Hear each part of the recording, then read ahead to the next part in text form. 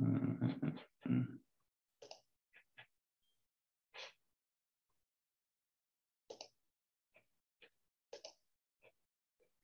네, 안녕하세요. 잘 들리시나요?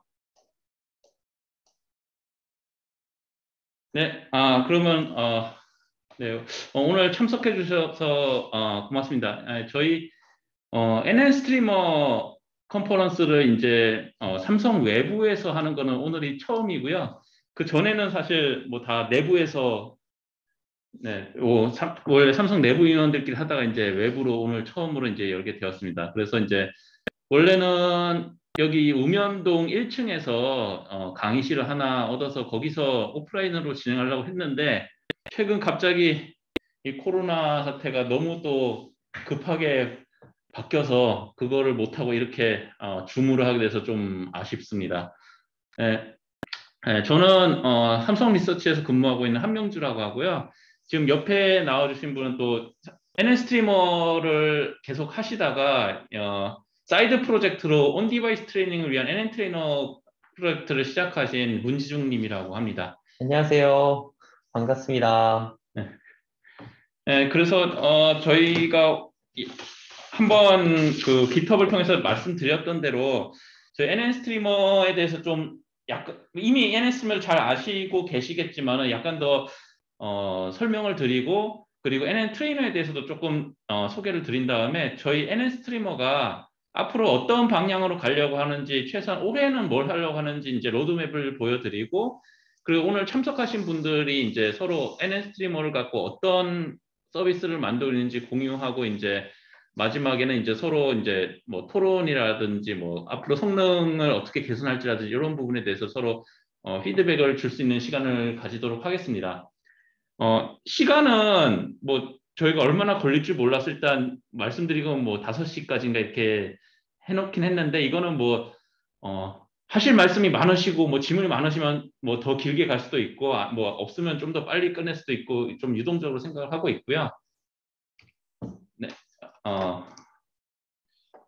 중간중간 그냥 저희 발표할 때 많이 인터럽트 거시고 뭐 질문이나 코멘트 많이 주셨으면 좋겠어요. 이게 같이 얼굴 보면서 얘기하면 이게 자연스러운데 줌으로 하면 이게 조금 그게 안 돼서 중간에 많이 이렇게 참여를 같이 해주셨으면 좋겠습니다. 네, 지금 이렇게 이제 이런 순서로 진행을 할 거고요. 그리고 저희도 NN 스트리머로 응용이나 서비스를 많이 만들어서 제품화하고는 있는데 이걸 아쉽게도 다 보여드릴 수는 없고 좀 공개해 드릴 수 있는 부분까지만 저희도 공개를 같이 해 드리도록 하겠습니다. 네, 그래서 NN 스트리머에 대해서 뭐 다시 조금 설명이랄까 현재 상황을 공유 드리자면요.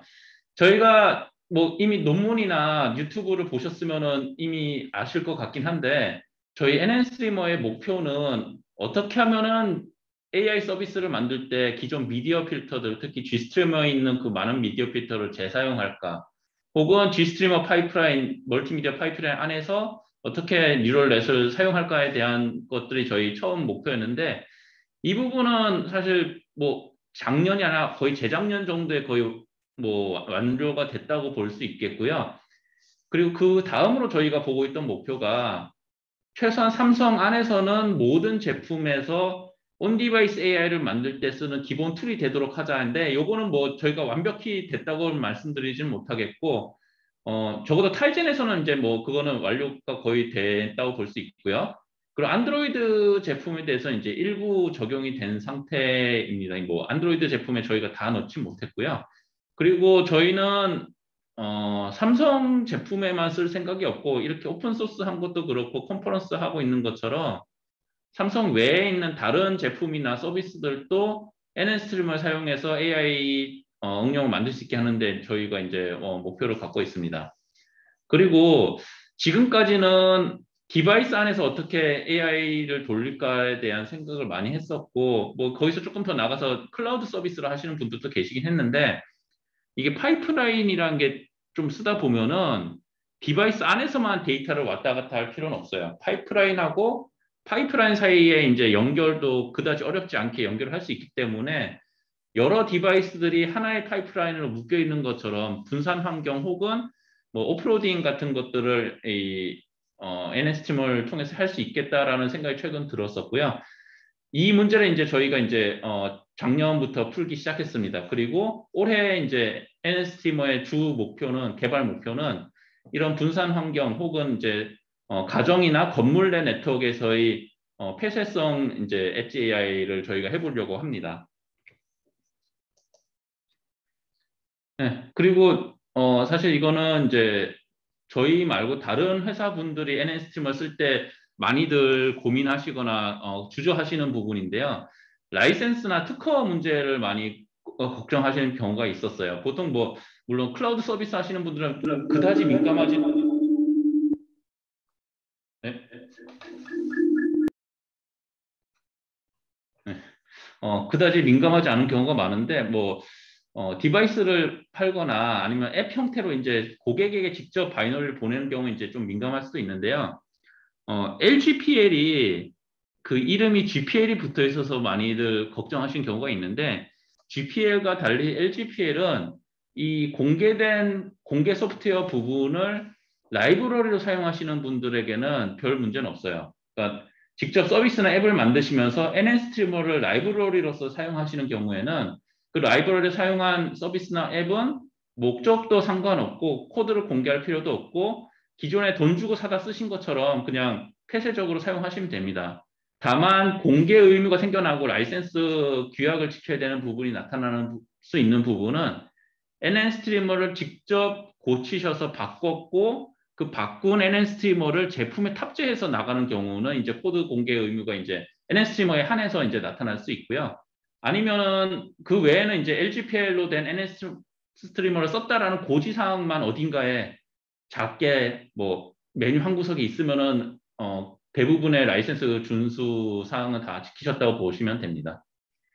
그래서 뭐 앱이나 서비스 만드시는 분들 입장에서는 라이센스 리스크는 거의 없고요. 그리고 이 라이센스 읽어보시면 사실 특허 문제도 다 포기하는 조항들이 있어서 저희 쪽 관련 특허에 대해서는 이제 별 이슈가 없다고 생각하고 쓰시면 됩니다. 네, 그리고 2020년부터 저희가 이 NS트리머 과제를 리눅스 재단하고 같이 하고 있는데요. 어, NS트리머에 대한 대부분의 권리는 이미 리눅스 재단에 저희가 다 양도를 해서 삼성이 NS트리머에 대한 권리를 법적인 권리를 갖고 있는 거는 이제 없습니다.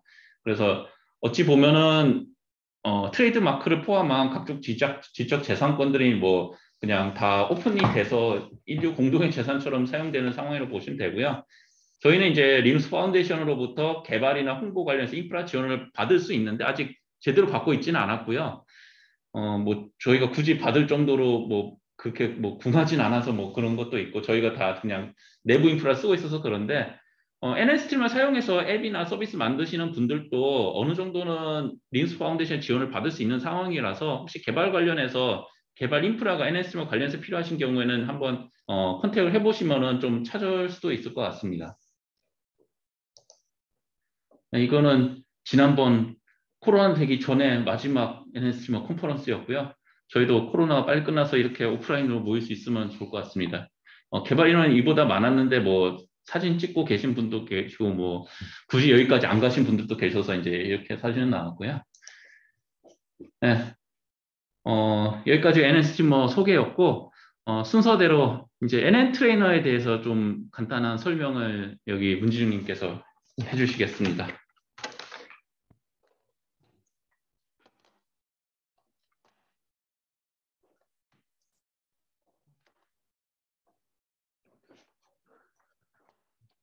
공유 중지 일단 하시고 그리고 보여주실 파일 네. 그리고 이거에 대해서 공유를 또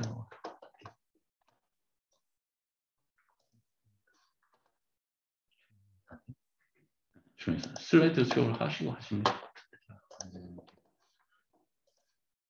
네. 슬라이드 탭으로 가서 알트 탭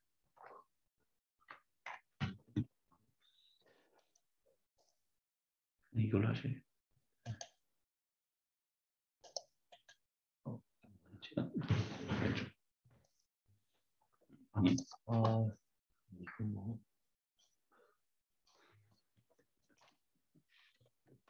잠시만요. 줌을 잘 안 써봐가지고.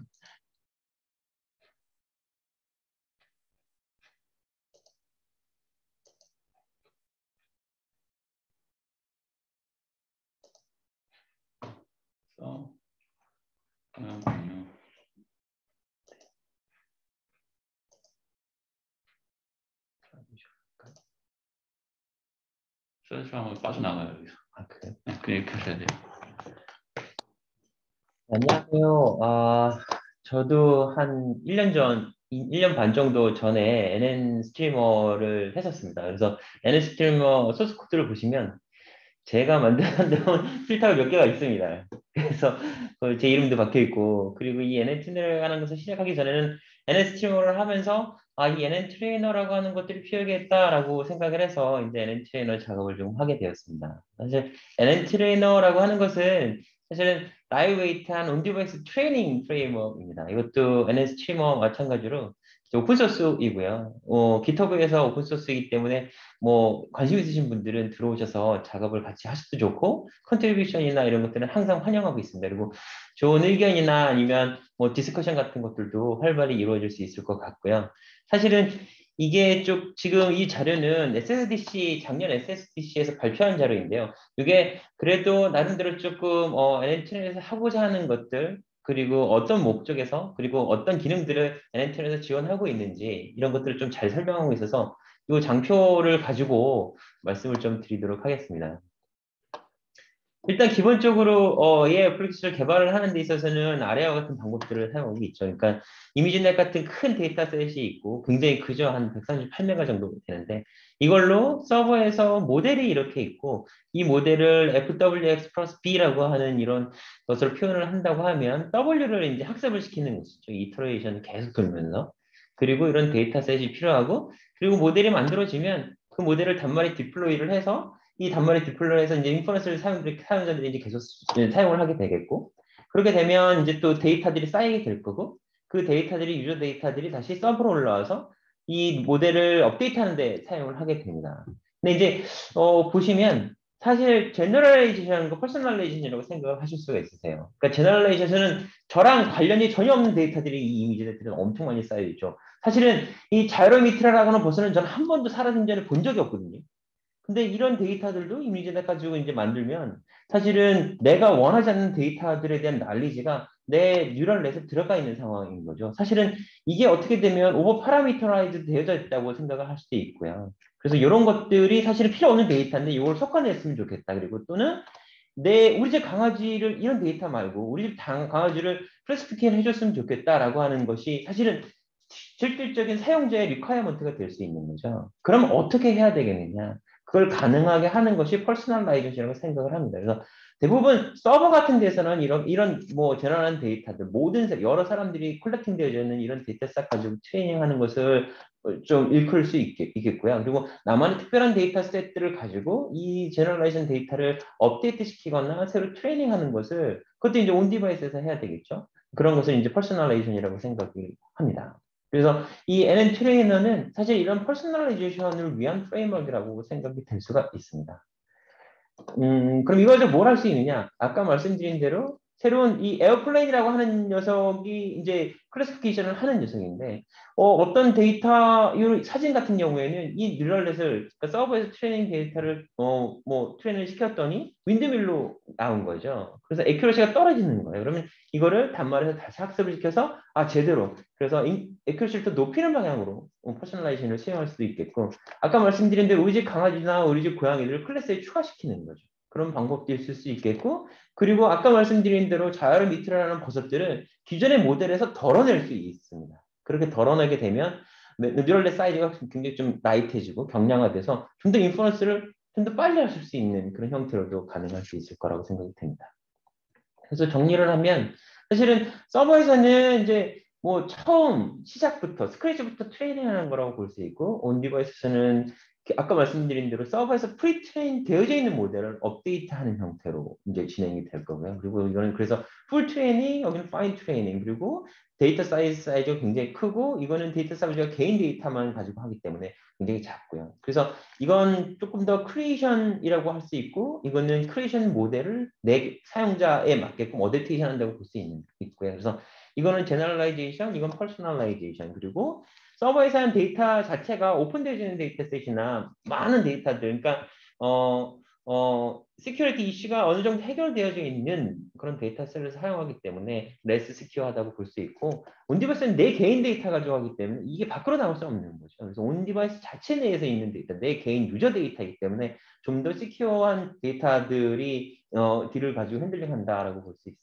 그리고 뭐 약간 내가 필요 없는 데이터들을 많이 포함하고 있고, 이건 그렇지 않고, 근데 문제는 데이터가 리미테이션 되어 있다는 거죠. 단말에서 단말이나 아니면 IoT나 이런 디바이스에서 하기 때문에 리소스가 서버보다 상대적으로 적습니다. 그러니까 메모리도 굉장히 리미테이션이 걸려져 있고 컴퓨팅 파워도 작고. 그러면 그 반면에 트레이닝 피처는 풀리 다 있어야 돼요. 그러니까 옵티마이제를 한다고 해서 파인 튜닝을 한다고 그래서 뭐 풀리 커넥터 레이어만 트레이닝 지원한다고 하면 나머지 컴ponent는 할 수가 없잖아요. 그러니까 모든 데이터들, 모든 레이어들, 모든 피처들이 다 지원이 돼야 온디버스에서도 트레이닝이 가능한 겁니다. 그래서 이러한 리미테이션들을 해결할 수만 있으면 기존의 서버에서 프리트레이닝 되는 모델을 개인 사용자에 맞게끔 이제 퍼스널라이징을 할 수 있다라는 거죠.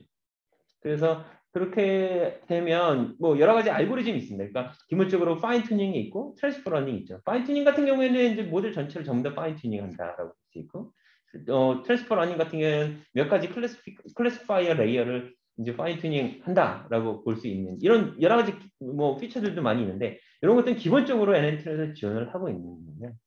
그리고 이제 이런 것을 할 때 가장 기본이 되는 문제점 중에 하나가 카타스트로픽 포게팅이라고 하는 문제가 발생합니다. 그러니까 클래시피케이션을 하고 있는데 기존에 만약에 뭐 1000가지 클래시피케이션이라고 하면 내가 우리 집 강아지를 집어넣었을 때 기존에 1000가지 배웠던 클래시피케이션에 대한 인포메이션, 난리지들이 잊어버리게 되는 거예요. 덮어쓰게 되는 거죠. 덮어쓰게 되면 기존에 학습되어진 클래스들에서는 애큐시가 떨어지는 문제들을 해결해야 되는 그런 문제들도 있고요. 그리고 기존에 내 학습되어진 내 개인 데이터들이 어느 정도의 포지션을 가지고 학습을 하는 게 맞느냐. 많이 있으면 많이 있을수록 좋겠지만 많이 있으면 애큐시가 높아지는 반면에 리소스가 더 많이 필요하게 되니까 그런 적절한 부분도 찾는 것이 굉장히 중요하다고 볼 수 있습니다.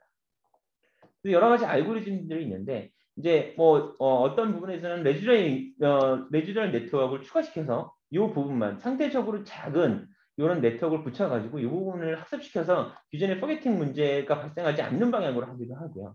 기존의 글로벌 데이터의 데이터셋을 샘플링을 해가지고 시스라이징해서 이 녀석을 새로운 데이터셋, 그러니까 퍼스널라이즈한 데이터와 합성을 시켜가지고 그 데이터를 이용해서 이제 학습을 시키는 방법, 또는 이렇게 SVD라고 하는 방법을 써가지고 각각의 인풋의 피처의 특성 벡터들을 뽑아가지고 그 벡터의 유닛 벡터와 이제 오소고널한 방향으로 이제 오소고널한 것들만 트레이닝을 시키지 않으면 그러면 이제 포게팅이 발생을 하지 않겠죠. 그래서 그런 것들의 여러 가지 방법들이 있는데 이런 부분들은 대부분 이제 컨티뉴어스 러닝이나 이런 데에서 굉장히 유용하게 사용하는 기술이기 때문에 이런 것들이 고려가 되어지는 부분들이 많이 있고요. 그리고 이제 이거는 이그젠플로 이제 인퍼런스를 그러니까 기존에 오버파라미터 되어져 있는 것들을 제거하는 방향들인데, 이거는 이제 얼리 엑시스나 아니면 또 많이 사용하는 퓨전 러닝이나 아니면 메타 러닝 같은 경우도 뭐 고려해야 될 알고리즘 중에 하나입니다. 온디바이스 트레이닝을 할 때. 그럼 기존의 퍼스널라이제이션에서 이 프레임워크 할 수 있는 프레임워크들이 뭐가 있느냐? 알고 계시다시피 텐서플로우, 파이프 좀 많이 쓰시죠. 이런 것들하고 이제 NM2는 거의 동급이라고 보시면 될 것 같고요. 그래서 피처는 이 텐서플로우나 파이토치에서 지원하고 있는 것들의 대부분들을 NHN에서 지금 현재 지원을 하고 있습니다. 물론 이제 뭐 계속 뭐 피처들이 계속 추가돼야 하겠지만 계속 추가하고 있는 거고요. 여기 보시면 이제 기본적으로 레지너럴 넷이라든가 아니면 뭐 모바일 넷 같은 경우를 지원할 수 있는 정도는 이제 리스트들이 좀 레어들이 지원을 하고 있고요. 그리고 리커런트 네트워크 같은 경우도 지원을 하고 있습니다. 그래서 타임 시퀀스 기반의 타커트론이나 TTS라든가 이런 기능들도 지원을 하고 있고, 뭐 그레이디언트 클리핑이라든가 웨이 쉐어링인가 고급 기능들 같은 경우도 지금 현재 인플리멘트 되어 있기 때문에 아마 사용을 하시는 데 있어서 큰 무리가 없으리라 생각이 듭니다. 그리고 뭐 액티베이션이라든가 뭐 웹 레귤라이제이션도 지원을 하고 있고 옵티마이제이션 SGD나 아담 이런 것들을 지원을 하고 있지만 KLD 로스 같은 것도 지원을 하고 있고 기능들은 계속적으로 추가시키고 있습니다. 그리고 특히 커스텀 레이어 같은 것들을 지원을 하고 있거든요. 그래서 아마 사용자분들께서 이제 내가 원하는 뭐 오퍼레이션이라든가 레이어들이 있으면 기꺼이 뭐 추가시키는 것도 가능하고요. 그리고 텐서라는 데이터 타입을 저희가 따로 지원을 하고 있어서 뭐 애드라든가 뭐 기본적으로 이제 델리게이션 같은 경우에는 블라스라든가 이런 것들을 써서 지원을 하고 있고요. 사실 GPU나 아니면 그러니까 모바일 GPU 같은 것들을 지원하거나 NPU를 지원하면 좋을 텐데 그건 아직 이제 퓨처웍으로 이제 뭐 생각을 하고 있고 지금 이제 CPU에 뭐 멀티코어, 멀티스레드 기능 이용해서 아니면 신디 이용을 해가지고 엑셀레이션을 현재는 하고 있습니다. 그러면 이제 여러 가지 기능들이 추가적으로 있는데요. 이거는 뭐 그냥 좀 넘어가도록 하고요. 사실은 뭐 여러 가지 방법들이 있죠. 그러니까 기존에 뭐 새로운 네트워크를 추가시키거나 아니면 연결시키거나 그래서 네트워크를 변형시킬 수도 있습니다. 온디버스 컨피그레이션을 아예 바꿔가지고 온디버스에서 트레이닝을 다시 할 수도 있는 기능들이 많이 있고요. 그리고 텐서플로우하고의 인터페이스도 있습니다. 텐서플로우 TFI 인터페이스도 가지고 있고 그리고 여러분들이 잘 알고 계신 NS트리머를 이용한 인터페이스도 가지고 있어서 NS트리머나 엘리먼트가 사실 NS트리머에도 있거든요. 그래서 인퍼런스 같은 경우에는 NS트리머를 이용해서 인퍼런스를 수행하실 수 있고요. 성능 면에서 보면 이런 것들이 이제 텐서플로우, 파이토치, 이게 이제 NM 트레이너인데요. 보시는 것처럼 VG16 같은 경우에 인퍼런스는 굉장히 많이 차이가 나죠. 많게는 뭐 26배 정도까지도 차이가 나는데. 그래서 이제 상대적으로 굉장히 작은 메모리를 사용하겠다. 이거는 사실은 기본적으로 NN 트레이너 자체는 계산을 할 때 익스큐션 오더를 컨트롤링 합니다. 그러니까 익스큐션 오더를 이용을 해서 이제 컨트롤을 통해서 메모리를 적게 사용할 수 있게끔 하는 기능들이 NN 다 인플레이션 되어져 있습니다. 그래서 대부분 이제 뭐 많게는 28배까지 적게는 한 3배 이 정도까지 좀 3분의 1 정도만 기존에 텐서플로우나 파이터치를 비교해 봤을 때 그 정도 사용하는 것을 저희가 확인을 했었고요. 그리고 요거는 좀 넘어가도록 하고요. API는 거의 대동소이합니다. 저희가 이제 케어스 API를 많이 좀 레퍼런싱을 했습니다. 그래서 사람들이 많이 케어스 API를 많이 사용을 하시니까 그래서 케어스 API랑 거의 동등 수준으로 API를 지원을 하고 있고 C하고 C++ API가 저희가 지원을 하고 있습니다. 그리고 타이젠을 서포트하기 때문에 웹 API나 C# API도 금년 중에 지원을 할 예정이 있습니다. 그리고 네, 여기 타이젠이나 우분투나 아니면 안드로이드까지 지원을 하고 있고요. 그래서 이거는 이제 이모찌라고 해서 와치에서 트레이닝을 하는 겁니다. 보시는 것처럼 이렇게 들려나? 네, 이렇게 이제 이렇게 우우 하는 것들을 이제 트레이닝을 합니다. 이걸 웃는 모습으로 이제 데이터를 콜렉팅을 하는 거고요. 그래서 데이터를 이렇게 콜렉팅을 하고 난 다음에는 실제로 이제 이 같은 경우는 트레이닝을 이제 하고 있는 거거든요. 하면 이렇게 트레이닝을 하고 있습니다. 트레이닝을 하고 난 다음에 이제 실제로 돌려보는 거죠. 그래서 이퀄리에이션을 할 때 이제 웃는 모습은 어떤 거냐 하면 이제 인퍼런싱을 하는 거죠. 이렇게 실제로 우는 모습은 우는 모습으로 그리고 뭐 정확하지 않은 거는 잘 모르겠다. 이제 이거는 컨피던스 값을 주기 때문에 컨피던스 기반으로 이제 이렇게 뭐 판단을 하는 거고요. 물론 이거는 사실은 네. 이런 식으로 간단한 어플리케이션을 좀 짜볼 수도 있고요. 이건 이제 간단하게 이렇게 API 형태로도 짤 수 있고 저희가 지원하는 이게 이니셜라이제이션 파일 형태로도 지원을 하고 있습니다. 그래서 INI 포맷으로 지원을 하고 있기 때문에 이런 식으로 파일을 만들어서 인풋으로 컨피그레이션을 네트워크 컨피그레이션 잡을 수 있고 이렇게 이제 API를 이용해서 짤 수도 있습니다. 그래서 GitHub는 여기에 있고요. GitHub도 아까 NS트리머, NN트레이너. 왜냐하면 아까 이제 하민주 말씀님께서 말씀하셨던 것처럼 NN트레이너, NN트리머의 서브 프로젝트 형태로 진화를 했습니다. 그래서 아마 GitHub도 같이 쓰고 있고 뭐 AI 파운데이션에서 지원도 같이 지금 받고 있는 상황인 거고요. 네. 그리고 뭐 여러 가지 CI라든가 이런 것들도 굉장히 좀 잘 되어져 있기 때문에 아마도 뭐 관심 있으시면 많이 방문해 주시고 스타도 한번 눌러 주시고 아마 추가 기능들 같은 경우도 많이 쓰시면 아마 도움이 될 겁니다. 의견 있으시면 뭐 항상 주시면 저희는 겸허하게 받아들이고요. 네, 이건 저희 거라고 생각하지 않습니다. 모든 사람들이 다 함께 쓰는 공동의 소프트웨어로 개발을 하는 거기 때문에 아마도 네. 사실 이게는 파이썬 인터페이스가 없어요. 그래서 C하고 C++이기 때문에 굉장히 로우 레벨이어서 저희가 장기적으로 생각할 때는 근데 시스템 레벨로도 들어가서 리인포스먼트 러닝이라든가 이런 형태로 해서 뭐 메모리도 컨트롤하거나 아니면 뭐 부팅 시퀀스도 컨트롤하거나 뭐 이런 형태로도 거의 생각을 하고 있기 때문에 아마 도움이 많이 필요합니다. 네. 그래서 관심 있으시면 많은 방문 부탁드리겠습니다. 그리고 참고로 요 NN 트레이너도 그냥 단순한 리서치 프로젝트는 아니고요. 아마 올해 중에 실제 제품으로 들어가서 보실 수 있을 것 같습니다. 제품으로 들어가면 네, 알려드리겠습니다. 그 제품으로 나가기 전에는 뭐 하는지 말씀드릴 수가 없어갖고. 그리고 그 다음 순서로 다시 NN 스트리머로 들어오겠습니다.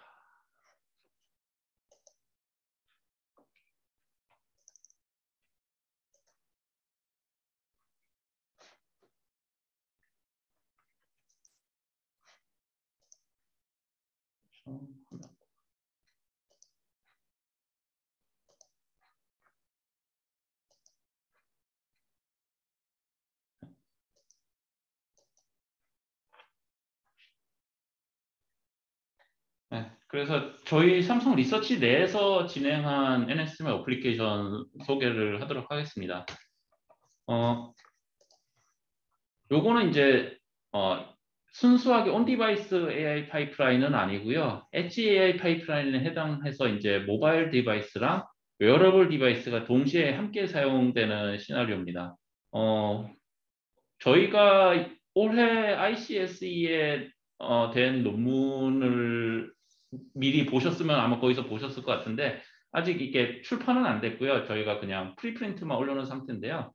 요 파이프라인에서 하는 일은 공장에서 일하시는 작업자분들이 뭐 케이블을 체결한다든지 뭐 작업을 할 때 자주 실수를 한다고 해요. 특히 뭐 자동차 공장이나 이렇게 굉장히 공수가 많이 들어서 케이블 체결을 뭐 몇백 번 하고 이런 경우에는 이제 한 번씩 실수를 하고 그게 실제 최종 제품의 불량률에 굉장히 큰 영향을 미치는데 작업하는 걸 감시해서 불량이 날 만한 행위를 했을 때 바로 알람을 띄우는 서비스고요. 전화기와 이제 모바일 디바이스를 다 갖고 있고 이게 이제 전화기에 이제 또 연결된 카메라 그 사용자의 시야와 함께하는 카메라를 통해서 작업 현황을 먼저 모바일 폰 쪽에서 이제 감시를 하고요. 그래서 뭔가 불량이 날 수 있는 실제 작업이 일어날 것 같은 걸 디텍트해서 실제 작업이 시작되면 이제 웨어러블 디바이스한테 이제부터 너 좀 감시해봐라라고 이제 신호가 갑니다. 그게 이제 요 그림에서 제일 아래쪽에 오른쪽에서 이제 액티베이션이 이제 왼쪽 액티베이션을 이제 가는 신호고요. 그 신호를 받게 되면 이제 마이크라든지 IMU 센서를 통해서 들어온 그러니까 딸깍하는 소리라든지 아니면은 작업을 할 때 손의 움직임이라든지 요걸로 이제 판단을 해서 방금 했던 태스크가 제대로 완료가 됐는지 아니면 뭔가 불량이 날 법하게 작업을 했는지를 판단을 한 다음에 그 정보 이제 폰한테 알려주고 폰에서 봤을 때 이거 맞으면 최종적으로 이제 문제 있다라고 하면 이제 작업자에게 경고를 알려주는 그런 응용이 되겠습니다. 요거는 사실 이미 실제 제조 공장에 나간 지 좀 된 서비스고요. 네, 그리고 이거는 로봇 청소기인데 이거는 이걸 정확히 다 알려드릴 수가 없어서 그냥 알려드릴 수 있는 것까지만 이제 그려놨고요. 로봇 청소기에 이제 카메라가 좀 좋은 제품들은 RGB 카메라가 한두 개가 아니라 사실 여러 개가 달려요. 두 개가 아니라 더 많이 달리는 모델도 있고, 그리고 센서도 이제 카메라와 함께 뭐 초음파 센서라든지 그런 다른 센서들이 함께 달립니다. 여기서 이제 청소기들이 해야 될 일이 자기가 집안에서 어디에서 어디를 보고 있는지를 파악을 해야 되고요. 그러니까 슬램 문제를 일단 풀어야 되고요. 그리고 앞에 내가 주행하고 있는데 앞에 있는 게 장애물인지 내가 밀고 가도 되는지 피해야 되는지 이것도 판단을 해야 됩니다. 제일 대표적인 문제가 집안에 강아지가 있어서 강아지가 어딘가에다가 응가를 했을 경우에 이거를 밟고 지나가면 안 되거든요. 로봇 청소기가 그런 짓을 해버리면 이제 집안이 작살이 나는데 그거를 미리 보고 판단해서 그걸 피해야 돼요. 그리고 또 비슷하게 또 어려운 문제가 유리잔이 앞에 놓여져 있을 때 그 유리잔 밀고 나가면 깨질 수가 있고 유리자는 또 파악하기 힘든 경우가 좀 많죠. 그리고 가구가 있을 경우에 뭐 의자가 있다, 식탁 의자가 있다 그러면 이 식탁 의자 다리 간격이 내가 지나갈 수 있는지 없는지 미리 파악을 해서 지나갈 수 있으면 청소를 해줘야 되고요. 그때 청소를 못 해주면 그것도 소비자 불만이 상당하기 때문에 그 간격이 충분하면 청소를 해야 되고 간격이 모자란다 하면은 가서 들이박는 게 아니라 이제 살짝 거리가 있는 상태에서 돌아와야 됩니다. 이런 행위들을 할 때 신경망을 하나로 빅 모델 하나 만들어서 엔드 투 엔드로 하는 게 아니라 기존 모델들을 잘 엮어서 많이들 하기 때문에 이제 멀티 모델 상황도 나타나고 센서도 여러 가지가 있어서 이제 멀티 센서로 이제 구현을 하게 됩니다. 네, 그리고 이제 이 NN 스트리머가 단순히 특정 앱을 지원하는 거가 아니라 그 삼성전자 같이 여러 제품을 만드는 회사 입장에서는 굉장히 다양한 제품에서 같은 바이너리, 같은 소스 코드가 공유가 돼야 돼요. 그래서 이제 타이젠 내에 이제 NSGMO가 들어가서 모든 제품이 똑같은 코드를 사용할 수 있게 이제 제공이 되고 있는데요. 이를 위해서 NS트리머가 단순히 그냥 탑재가 되고 끝나는 게 아니라 그 위에 이제 여러 API들도 함께 보유하고 있고요. 여기 뭐 인퍼런스 쪽에 파이프라인이나 싱글도 있고 트레이닝 API도 있고 이제 트레이닝은 아까 말씀드렸던 NN 트레이너를 사용하고 있고 NN 스트리머가 이제 인퍼런스에서 파이프라인과 싱글을 사용하고 있습니다. 싱글은 이제 실제 G스트리머 파이프라인을 만들지는 않고 그 밑에 있는 뭐 각종 MPU 백엔드라든지 뭐 TF 라이트 같은 것들을 연결만 시켜주는 즉 앱 만드는 사람이 내 모델이 텐서플로우 라이트가 되었건 아니면 뭐 비반대라는 특수한 MPU용 모델이건 아니면 SMP용 바이너리든 상관없이 똑같은 소스 코드로 똑같이 돌릴 수 있게 해주는 역할을 하고 있고요. 그러면 이제 받아서 이제 NS트리머 싱글 쪽에서 이제 밑에 거로 분배하는 식입니다. 이건 뭐 파이프라인에서도 이미 그 밑에 백엔드가 어떤 프레임워크나 NPU인지 상관없이 할 수 있었기 때문에 싱글도 똑같이 돌고 있었고요. 이건 이제 뭐 TV라든지 뭐 패밀리 헙 같이 이제 완전히 고급 사양의 제품일 때는 이렇고 만약에 제품이 굉장히 작은 제품들 가볍고 메모리 작고 스토리지도 작고 그래서 다 실을 수 없는 제품이라면 저희 같은 경우에 이제 NS트리머 싱글이라는 패키지 같이 빌드돼 나오거든요. 이 패키지를 깔았으면은 이제 파이프라인은 지원을 안 하지만은 기존에 뭐 일반적으로 그냥 일회성 인퍼런스 하는 경우는 모든 게 다 지원이 되는 식으로 설치가 됩니다. 이렇게 두 가지 모드로 현재 타이젠에는 저희가 나가고 있고요. 네. 저희 네, NN 스트리머 삼성 리서치 어플리케이션 여기까지 일단 공유 드리겠습니다. 이게 그리고 이제 그 다음 순서 이제 또 NN 스트리머 사용하시는 다른 분들이 이제 발표해 주시면 되는데요. 먼저 파인더스 AI에서 시작하시면 될 것 같습니다. 저희가 이제 공유를 끌게요. 네. 파인더스 AI에서 발표하실 분 마이크도 켜시고 이제 들어오시면 될 것 같습니다. 화면 공유를 제가 해드려야 되나요? 안녕하세요. 네, 안녕하세요. 그 화면 공유가 참석자 화면 공유가 네. 잠시만요.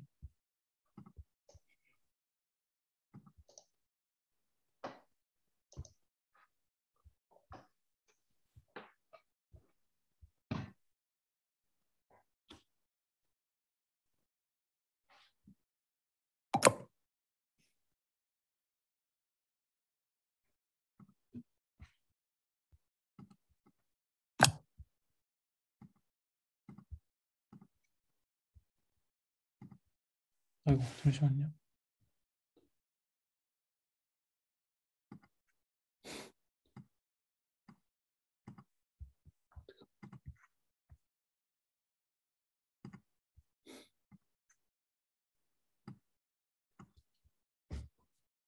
네, 안녕하세요. 저는 파인더스 AI의 이병헌이라고 합니다. 반갑습니다. 혹시 반갑습니다. 잘 들리시나요? 네, 잘 들리고 잘 보입니다. 아, 네. 먼저 저희가 지금 풀고 있는 문제에 대해서 말씀을 드리면 저희는 약간 아마존고와 좀 유사한 대신에 일반적인 아마존고는 센서를 되게 되게 여러 가지 센서를 혼합해서 사용하는데 저희는 일반 RGB 카메라를 사용해서 무인 매장 솔루션을 개발하는 회사고요. 그 과정에서 이런 휴먼 트래킹, 포즈 에스티메이션, 오브젝트 디텍션 같은 것들을 모델을 올려서 여러 개의 카메라랑 거의 준 실시간으로 저희가 추론을 돌렸어야 됐기 때문에 그런 걸 이미 해결해 놓은 그런 그 소스가 있을까 해서 찾아보다가 NS트리머를 알게 됐고요. 지금은 현재는 실제 그 리눅스 서버랑 GPU를 가지고서 추론을 돌리는 첫 매장을 준비하고 있지만 다음 앞으로는 이제 TPU 기반의 엣지 컴퓨팅으로도 발전을 시킬 예정입니다. 그리고 다음은 저희가 지금 사용하고 있는 파이프라인의 계략도인데요. 이게 굉장히 단순화시켜서 그려놓은 거긴 하지만 어쨌든 요약해서 말씀드리면 모델들과 카메라들 간의 엔드엔드 관계를 파이프라인으로 만들어서 이런 여러 개의 수십여 대의 카메라를 하나의 퍼넬에 집어넣고 그거를 NN 스트리머의 텐서 필터를 통해서 나온 그 결과값을 이제 MQ로 보내서 이제 저희가 그걸 따로 처리하는 방식의 파이프라인을 사용하고 있고요. 그리고 추가적으로 그 모델들 중에 투 스테이지 모델들 뭐 가령 탑다운 방식의 뭐 알파 포즈나 이런 포즈 에스티메이션 모델 같은 경우에 모델을 두 개를 띄워놔야 돼서 이런 중간에 어떤 과정을 거치고 하나의 모델을 거쳐서 다음 스테이지로 들어가는 모델도 지금 염두를 해두고 있습니다. 지금까지 테스트가 완료된 부분은 이 앞부분 MQ로 보내는 이런 부분밖에 안 되어 있고요. 이 뒷부분은 이제 제가 이따가 조금 질문 시간에 좀 질문 드리고 싶은 부분들이 많아서 일단 네, 저희는 여기까지입니다. 감사합니다. 네, 발표 고맙습니다. 혹시 뭐 다른 질문하실 분 혹시 계신가요? 저 궁금합니다. 저기 혹시 지금 뭐 포즈 에스티메이션의 휴먼 디텍션 같은 것들 여러 가지들을 한꺼번에 쓴다고 하셨는데 사용 시나리오를 보면 휴먼 디텍션이 먼저 되고 그다음에 포즈 에스티메이션을 하는 거죠. 네, 네. 투 스테이지 같은 그래서 경우는 휴먼 디텍 네, 네. 네, 그래서 그러면 그것도 그러니까 휴먼 디텍션이 된 다음에 포즈 에스티메이션을 하니까 이게 사실은 휴먼 디텍션에서 디텍션이 안 되면 포즈 에스티메이션이 동작을 안 하는 경우라 이게 파이프라인에서도 이걸 고려하고 하시는 건지 그러면 약간 컨트롤 그러니까 조건문들이 포함이 돼야 되잖아요. 그 파이프라인에 누가 들어가 있는지 이런 것들도 궁금해서요. 그 부분이 저도 조금 걱정이 많이 돼서 지금은 아직은 그 부분은 저희가 손을 안 대고 있고요. 지금 네, 네, 저희가 하고 있는 부분들은 그런 부분은 아직 고려가 되지 않은 상황입니다. 네. 질문을 주시면 충분히 고려를 하고 있기 때문에 예, 그런 것들도 아마 if 같은 컨트롤 같은 커스텀 레이어나 커스텀 엘리먼트 만들어서 컨트롤을 하면 되지 않을까 싶어서요. 예, 그런 부분도 충분히 고민을 하시겠구나 생각이 들어서 그런 부분 어떻게 하실지 궁금해서 문의드렸습니다. 네, 감사합니다. 네,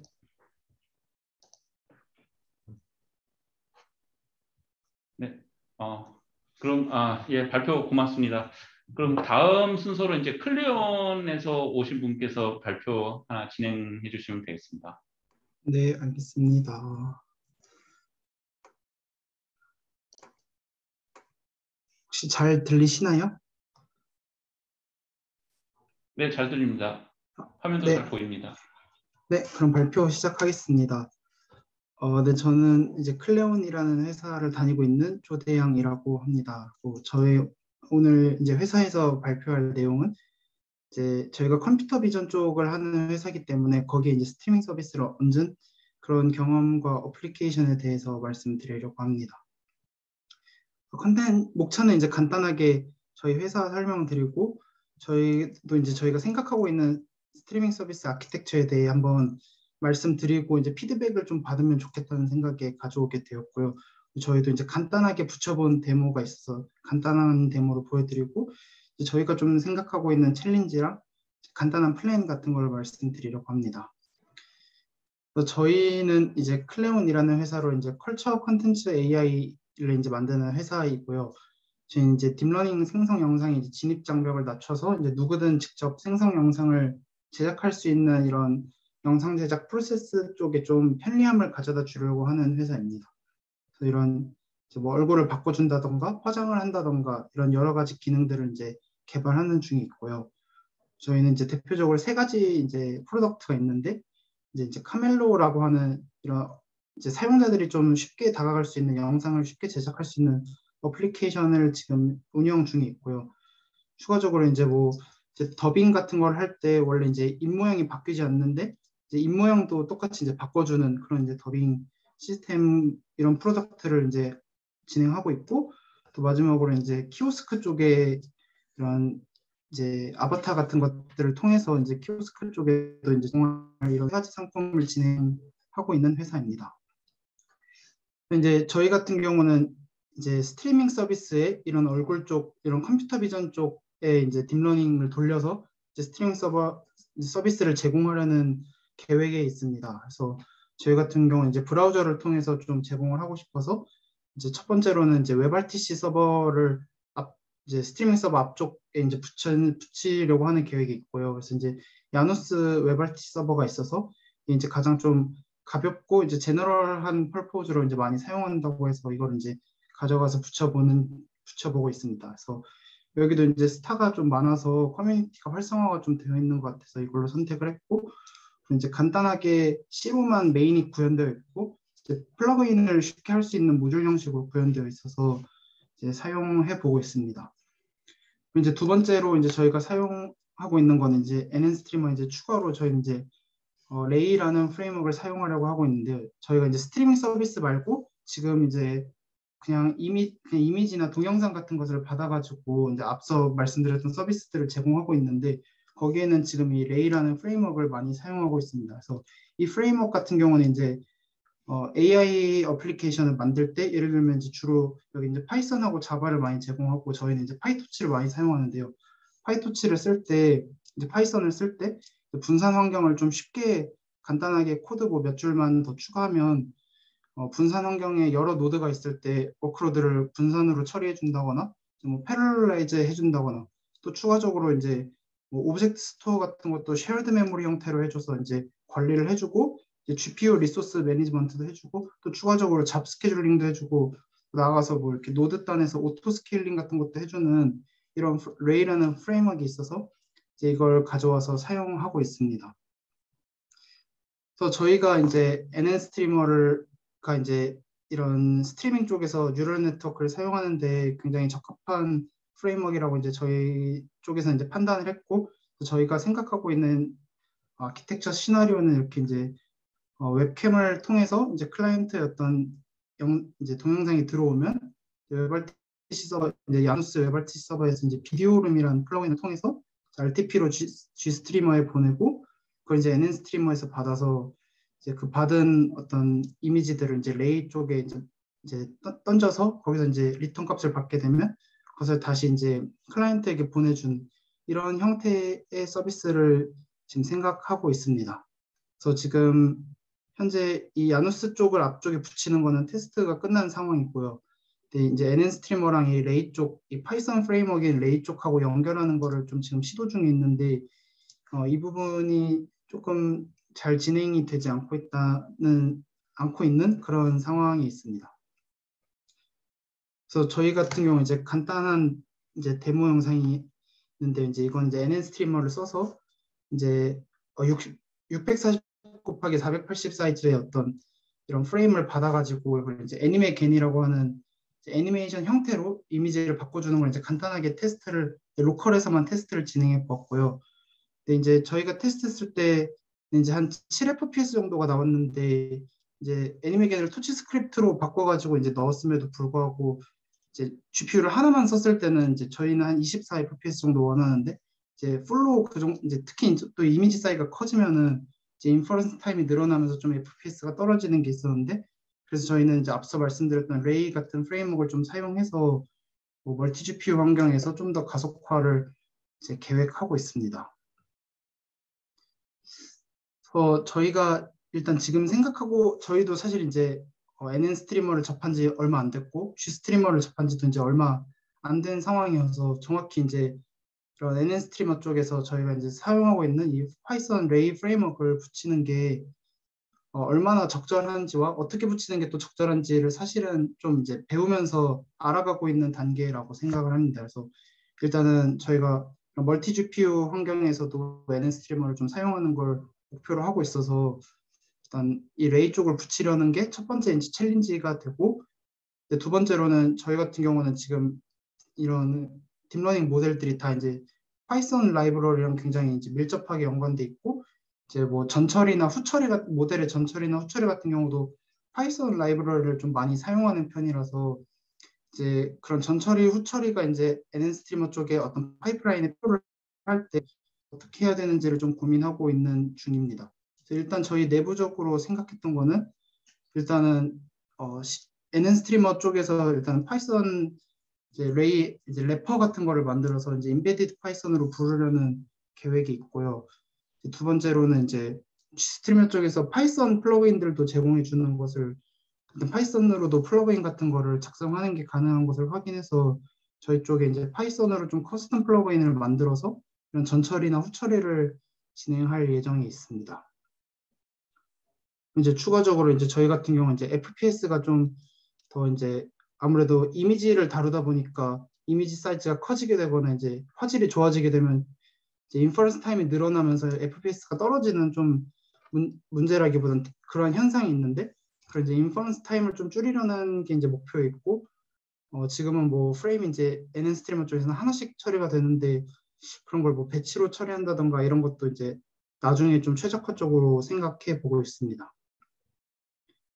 그래서 저희 같은 경우는 이제 NN스트리머를 좋은 프레임워크를 이제 제공해 주시는 NN스트리머를 가지고 이제 엔드투엔드 스트리밍 서비스를 좀 하려는 게 회사의 목표이고요. 이제 컴퓨터 비전 쪽 딥러닝 모델들을 좀 효율적으로 제공하려는 게 이제 또 이제 목표에 있습니다. 이제 저희도 이제 저희 같은 경우는 또 이제 NN스트리머를 이제 알게 된 지 얼마 안 됐는데 이쪽에 이제 저희 회사 쪽에서도 컨트리뷰트 하고 싶은 의향이 이제 비록 저희가 실력은 좀 떨어지긴 하는데 이제 컨트리뷰트 하려는 의향이 많이 있고 근데 저희 같은 경우는 이제 좀 파이토치를 사용한다거나 아니 뭐 파이토치나 컴퓨터 비전 쪽을 사용할 때 이런 플러그인들이 혹시 필요한 게 있는지 같은 거나 뭐 관련 뭐 다큐멘테이션이나 이런 것들을 좀 저희가 이제 기여할 수 있는 부분이 있으면은 기여하고자 하는 마음이 있습니다. 예, 그래서 여기까지가 준비한 발표 자료입니다. 네, 발표 감사합니다. 그리고 채팅창에 아까 메시지 주셨 분이 계신데, 예, 카이스트 분들도 이거 다음 세션에 그냥 발표 진행해 주시면 되고요. 그리고 파이썬 관련해서 약간, 뭐, 나중에 토론해도 되지만 일단 몇 가지 말씀드리자면요. 네, 파이썬 이용해서 전처리, 후처리를 하실 때 어차피 그 데이터가 다 텐서 타입이잖아요. 뭐, 네, 엠팩으로 압축되어 있는 거에 대해서 뭐 프로세싱 하시고 이런 건 아닐 테니까. 네, 그런 경우에는 그냥 저희가 이미 제공하고 있는 파이썬 필터를 음, 사용하시면 될 것 같거든요. 그 아, 텐서 필터 중에 파이썬 서 플러긴들이 있어요. 네, 걔네들이 이미의 파이썬 코드하고 파이프라인 내부하고 연결시켜주기 위한 플러그인들인데 그거 이용하셔서 네, 거기에 맞춰서 파이썬 코드 인터페이스만 하시면은 바로 파이썬 코드를 그냥 NSTM 파이프라인에서 실행할 수 있으시거든요. 아, 네, 네, 그거 사용해서 이제 텐서 데이터 스트림에 대해서 전처리, 후처리 하시면 될 거고요. 네, 어, 예, 그리고 일반론적으로 말씀드려서 인베디드에서 파이썬 쓰는 거는 사실은 많은 경우에는 성능이나 메모리를 포기하시는 거라서 네, 오히려 파이썬 써서 음, 일이 더 힘들어질 수도 있어요. 아, 혹시 그리고 그럼, 네, 네, 예, 미디어 쪽은 특히 오픈CV보다도 G스트리머 기본 플러그인들 위주로 하시는 게 훨씬 성능이나 메모리 다 좋고요. 오픈CV 쓰면 보통 한 그냥 곱하기 2 하셔야 돼요. 오버헤드를. 아, 알겠습니다. 그러면 저 혹시 한 가지 또 네. 네. 레일을 쓰시는 게 성능 때문에 그러시는 거죠. 디스트리뷰트에서 인프런스 성능. 네, 일단은 네, 그렇습니다. 그리고 레이로 인퍼런스를 하신다 그러면 사실 파이토치 서 플러긴이 아니라 레이 서 플러긴 하나 만드시는 게 맞을 거예요. 아, 파이토치 네. 통해서 가는 게 아니라 바로 레이로 붙게. 아, 그러면 그 혹시 근데 그 제가 이제 찾아보니까 레이 쪽이 그 C++ 이런 C++을 지원하는 플러그인이 없어가지고 이제 어, 텐서 C++ 필터도 파이썬으로 만드시면 되죠. 지금 이미 있는 아, 파이썬 클래스처럼. 네. 네. 알겠습니다.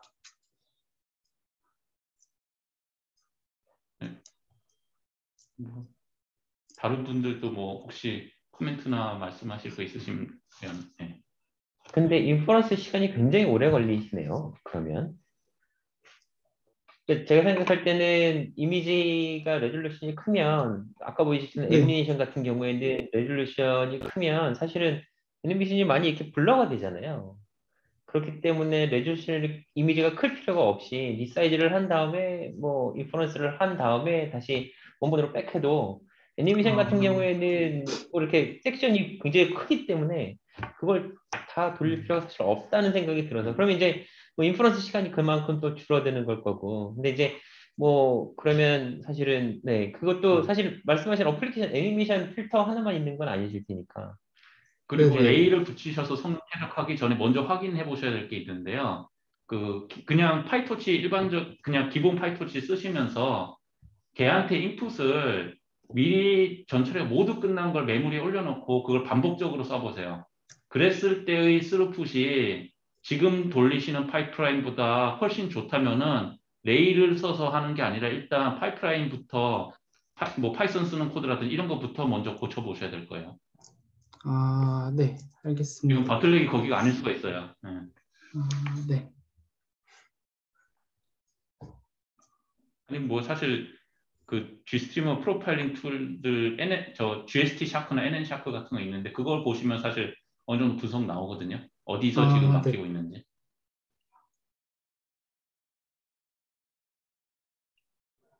네.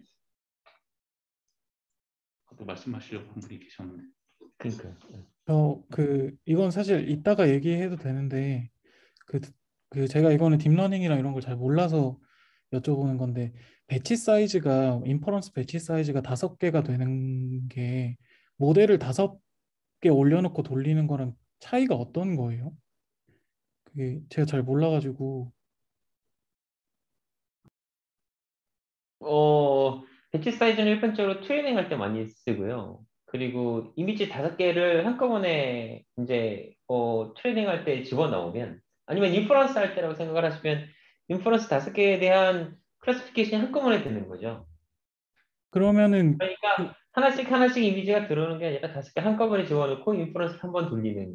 그러면 이제 각각에 대해서 만약 클래시피케이션이다 그러면 각각 5개의 배치 쌓여진 인풋에 대한 아웃풋이 클래시피케이션이 5개가 나오는 형태인 걸 거고요. 그렇게 되면 근데 성능상에 어떤 이점이 있는 거예요? 그 모델을 인퍼런스 다섯 때는 배치 사이즈가 성능상 이점 별로 없을 것 같아요. 오히려 스트림 프로세싱 하는데 방해만 될 것 같아요. 네, 알겠습니다. 감사합니다. 네. 그럼 그 다음 발표로는 아까 메시지 주셨던 카이스트의 김재홍 님께서 하시면 될 것 같습니다. 아, 네. 잘 들리시나요? 네, 잘 들립니다. 아, 네. 잠시만요. 화면도 보이시나요? 네, 화면 보입니다. 아, 네. 제가 그 어제 라섹 수술을 받아서 비디오를 못 켜는 점은 좀 양해를 부탁드리고, 네, 발표를 시작하겠습니다. 전에 이제 카이스트 아이나 한동수 교수님 연구실 박사과정 3년차 진행 중인 이제 김재홍이라고 하고, 사실 저희 연구실에서 아직 NN 스트리머나 이제 NN 트레이너를 써보지는 않았는데요. 이제 다음에 진행할 연구에서는 써보려고 지금 눈여겨보고 있어서 이 학회에 참여하게 됐습니다. 그래서 저희가 이제까지 진행한 연구에 대해서 간략히 설명드리고 지금 진행 중인 연구도 간략하게 말씀을 드리려고 하고요.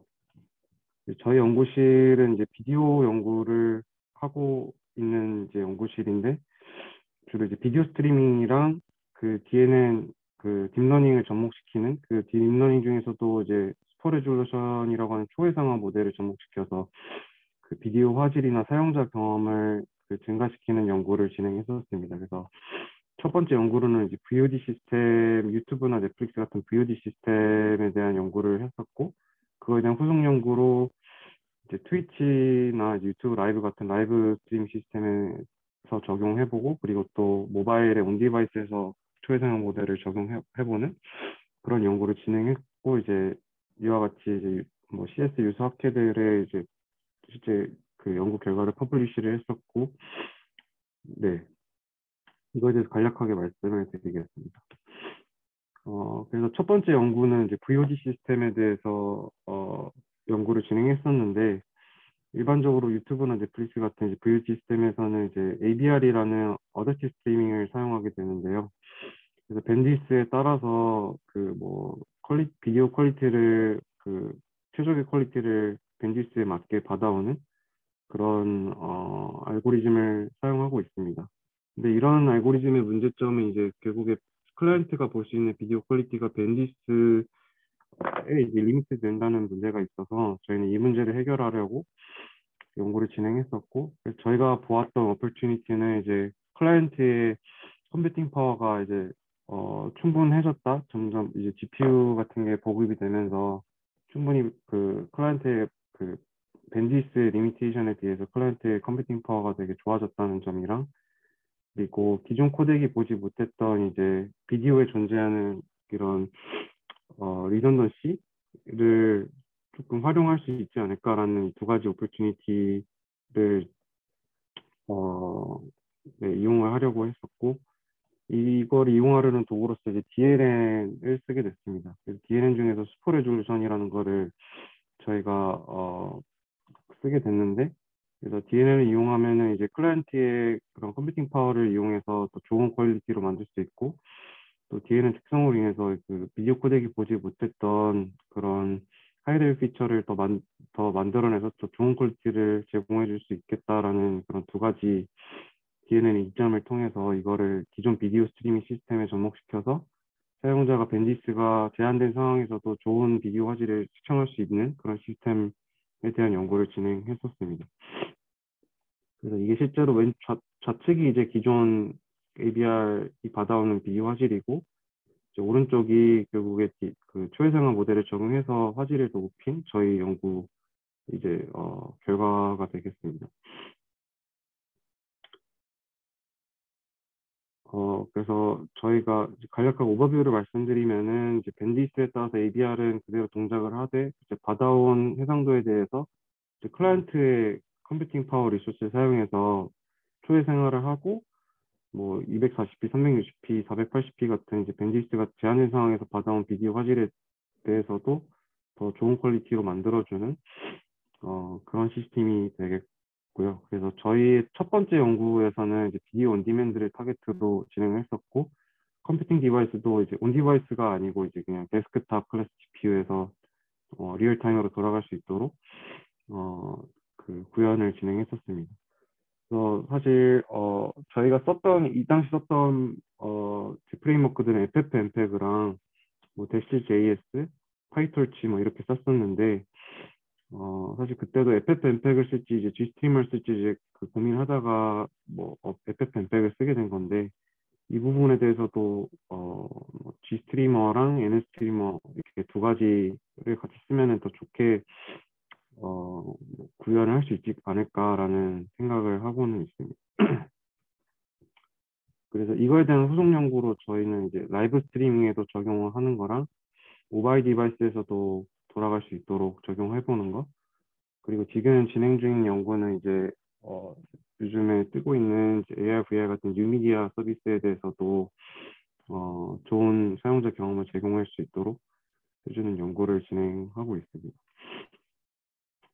그래서 제가 이제 후속 연구로 참여한 그 라이브 스트리밍 연구에 대해서 좀 말씀을 드리면은, 기존 BOD 시스템에서 라이브 비디오 스트리밍 시스템에서 달라지는 점은 이제 그 송출자 사이드가 하나 더 생긴다는 건데요. 그래서 송출자가 이제 그 비디오를 업로드하면은 미디어 서버에서 이렇게 여러 비디오 화질로 트랜스코딩을 하고, 이제 디스트리뷰션 사이드는 VOD 시스템이랑 동일하게 이제 밴드위스에 맞게 이제 시청자가 받아가는 형태를 띠고 있습니다. 근데 이제 여기서도 저희가 발견했던 문제점은 이제 송출자의 그 밴드위스가 리미트 되거나 송출자의 이제 인코딩 퍼포먼스가 이제 충분하지 않을 경우에는 비디오 퀄리티, 그 엔드 뷰어가 볼 수 있는 비디오 퀄리티가 되게 제한될 수 있다라는 그런 문제가 있습니다. 그래서 여기서 보시다시피 만약에 송출자가 밴드위스가 리미트 되거나 뭐 인코딩 퍼포먼스가 떨어져서 1080이나 4K 화질을 제공하지 못하면은 애초에 이런 미디어 서버에서 이런 화질이 없게 되고 이제 아무리 이제 그 엔드 뷰어의 밴드위드 상황이 좋아도 좋은 화질을 경험할 수 없는 그런 근본적인 문제가 있어서 이거를 해결하려고 저희가 연구를 진행했었고 저희가 풀었던 문제는 이제 스트리머랑 미디어 서버 사이에서 그 밴디스나 인코딩 퍼포먼스 제한될 경우에도 여기서 그 초회상화 모델을 이용해서 더 퀄리티를 높여주면은 결국 엔드 뷰어가 더 좋은 화질 시청할 수 있을 거다라는 그런 오퍼튜니티를 그 발견하고 이제 이쪽 인제스트 사이드에서 네, 연구를 진행했었습니다. 근데 여기서 저희가 이제 풀었던 챌린지 중에 하나는 여기 스트리머 사이드에서는 그 저희가 그 트레이닝 할 수 있는 하이 퀄리티 그 정답값 레이블들이 존재를 하지만은 리소스가 부족한 문제가 있고 미디어 서버에서는 리소스는 풍부하지만 결국에 스트리머가 가지고 있는 하이 퀄리티 레이블이 없다는 문제 이렇게 두 가지 그 어느 양쪽도 충분하지 않은 리소스나 이제 데이터가 충분하지 않은 문제가 있었는데 이거를 저희 이제 온라인 러닝으로 그 문제를 해결을 했습니다. 저희가 그 발견했던 거는 이제 한 비디오에 대해서도 모든 이제 비디오 픽셀이 필요한 게 아니고 일부분만 추출해서 보내도 충분히 이제 초회상화 모델을 학습하는데 무리가 없다라는 그런 기회를 발견했고 그래서 실제로 뭐 전체 프레임의 5%만 주기적으로 2초마다 보내줘도 온라인 러닝으로 충분히 그 좋은 화질을 트레이닝하고 좋은 화질을 제공할 수 있다라는 그런 기회를 발견해서 이거를 실제 라이브 시스템에 적용해가지고 문제를 풀었습니다.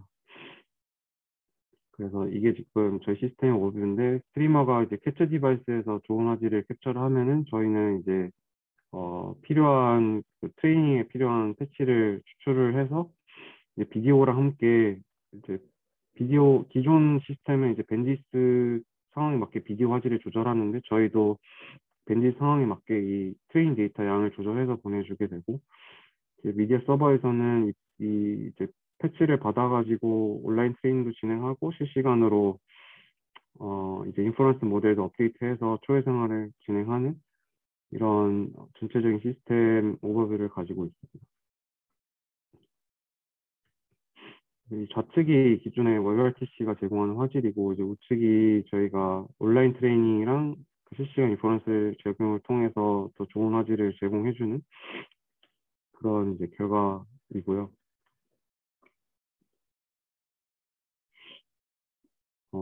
그래서 이 이 이제 시스템을 만들 때도 이제 FFmpeg랑 구글의 WebRTC 소스 코드, 파이torch 이렇게 세 가지를 사용해서 썼었는데 저희가 알아봤을 때 이제 G스트리머에도 네트워크 스택이랑 미디어 프로세싱 하는 그런 비디오 코덱 스택이 다 있는 것 같더라고요. 그래서 사실 구글의 WebRTC는 계속 그 코드 베이스가 업데이트가 돼가지고 저희가 좀 쓰기가 어려운 문제가 있었는데 G스트리머가 좀 더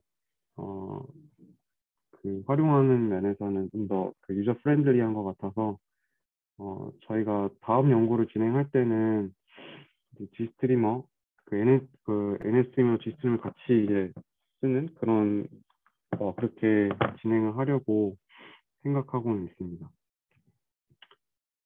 여기까지가 이제 저희가 진행한 연구고 지금 하고 있는 연구에 대해서 진짜 되게 앱스트랙트만 말씀을 드리면은 이제 저희는 이전의 웍들은 다 트레이닝이 이미 완료된 상태에서 인퍼런스 모델만 제공해주는 그런 시스템들이었는데요. 그 실시간으로 이제 비디오가 업로드가 됐을 때 그 비디오에 해당하는 모델을 빠르게 제공해주는 그런 트레이닝 시스템이 없다라는 이제 그런 문제를 생각했고 그래서 지금 저희가 하려고 하는 거는 이제 비디오 프로세싱 클라우드에 걸맞는 이 트레이닝 시스템을 만들자라는 게 저희가 지금 진행하고 있는 연구입니다.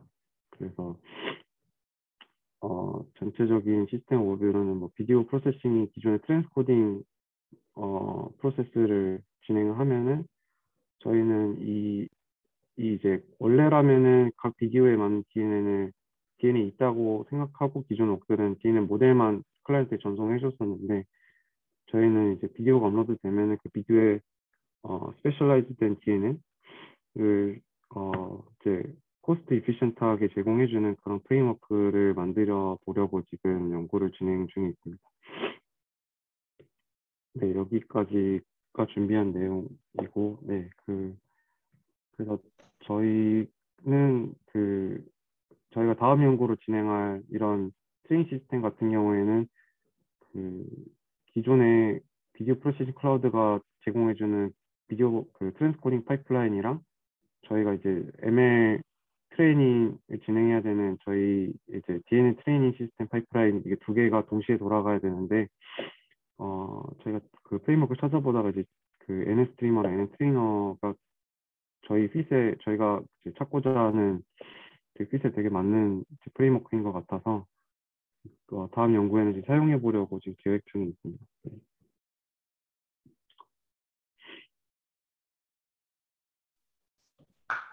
예, 발표 감사합니다. 그냥 딱 드는 생각 이거 혹시 삼성전자하고 산업과제하고 계세요?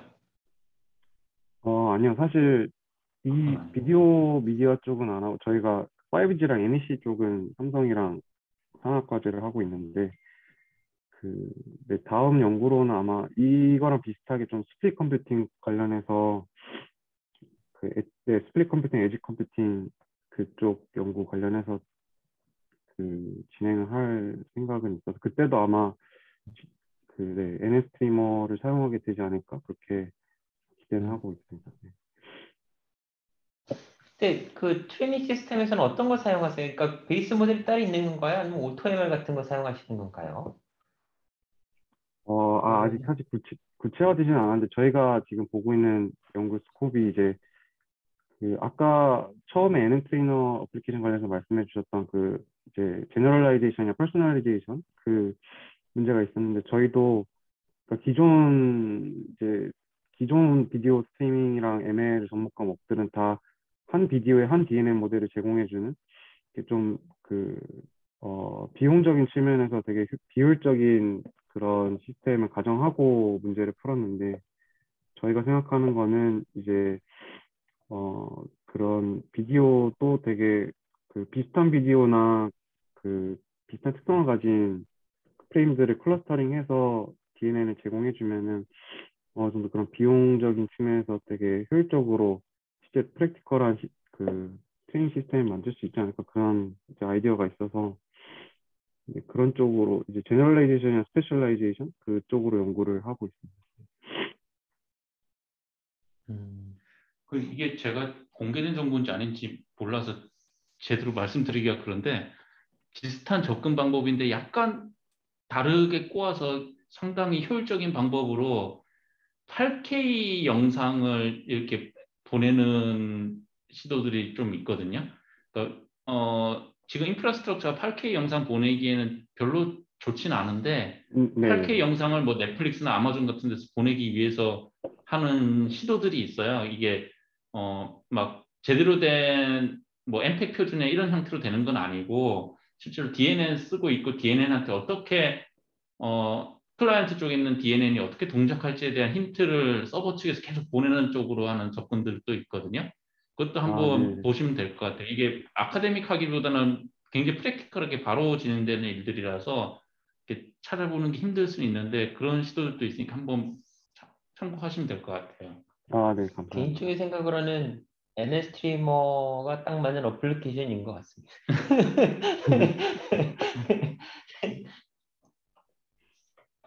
네. 또 뭐 혹시 다른 코멘트 있으신가요? 재밌는 거 많이 하시네요. 네.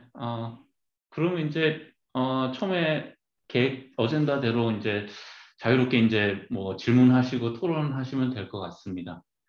먼저 어떤 걸 뭐 먼저 시작하시면 될 것 같아요. 여쭤보고 싶은 게 있는데 삼성 측에서는 아니면 이제 NN 스트리머나 NN 트레이너 측에서는 이제 볼륨메트릭 비디오 이런 이제 뉴미디아나 뭐 메타버스 이쪽으로는 연구를 하고 계신가요, 혹시? 볼륨메트릭 디스플레이 하시는 분들 계시고요. 네, 아주 가까이에 볼륨메트릭 디스플레이를 하고 계시고요. 메타버스도 하시는 분들 계세요. VR, AR 하시는 분도 계시고요. 그 볼륨메트릭 디스플레이 보면은 상당히 신기할 정도로 완성도가 이미 많이 높아진 것 같아요.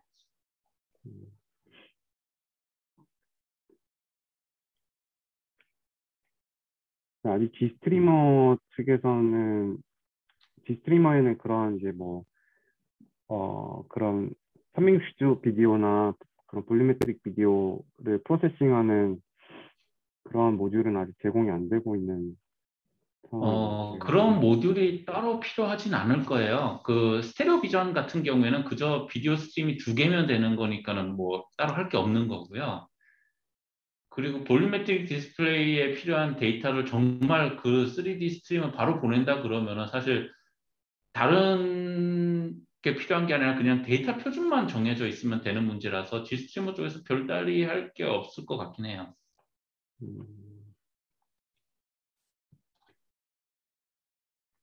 뭐 텐서로 치면은 기존에 3채널짜리 2차원 3채널 붙어 있는 그냥 3차원 텐서 가던 게 한 차원 더 붙어서 4차원 텐서만 가면은 똑같이 처리가 되는 거니까요. 또 그다지 달라질 건 없을 것 같아요.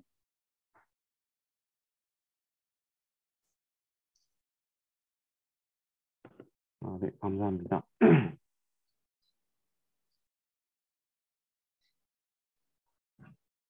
저 아까 전에 저희 모델 계략도 그거를 설명드릴 때 그 네. 투스테이지 모델 같은 경우에 아까 뭔가 말씀을 해주셨던 것 같은데 제가 제대로 이해를 못한 것 같아서 스테이지 1에서 인풋 이미지가 들어가고 그게 만약에 뭐 포즈 에스티메이션 같은 데에서 이제 탑다운 방식으로 사람 개수를 이렇게 딴다든지 해서 딴 다음에 그거를 두 번째 모델에 집어넣을 때 그러면은 이 사람 개수가 사람이 얼마나 있느냐에 따라서 달라질 텐데 그런 거를 어떻게 두 번째 모델에 이렇게 파이프라인으로 넣어줘야 되는지를 잘 모르겠어서 혹시 조언해 주실 수 있는 게 있으신지.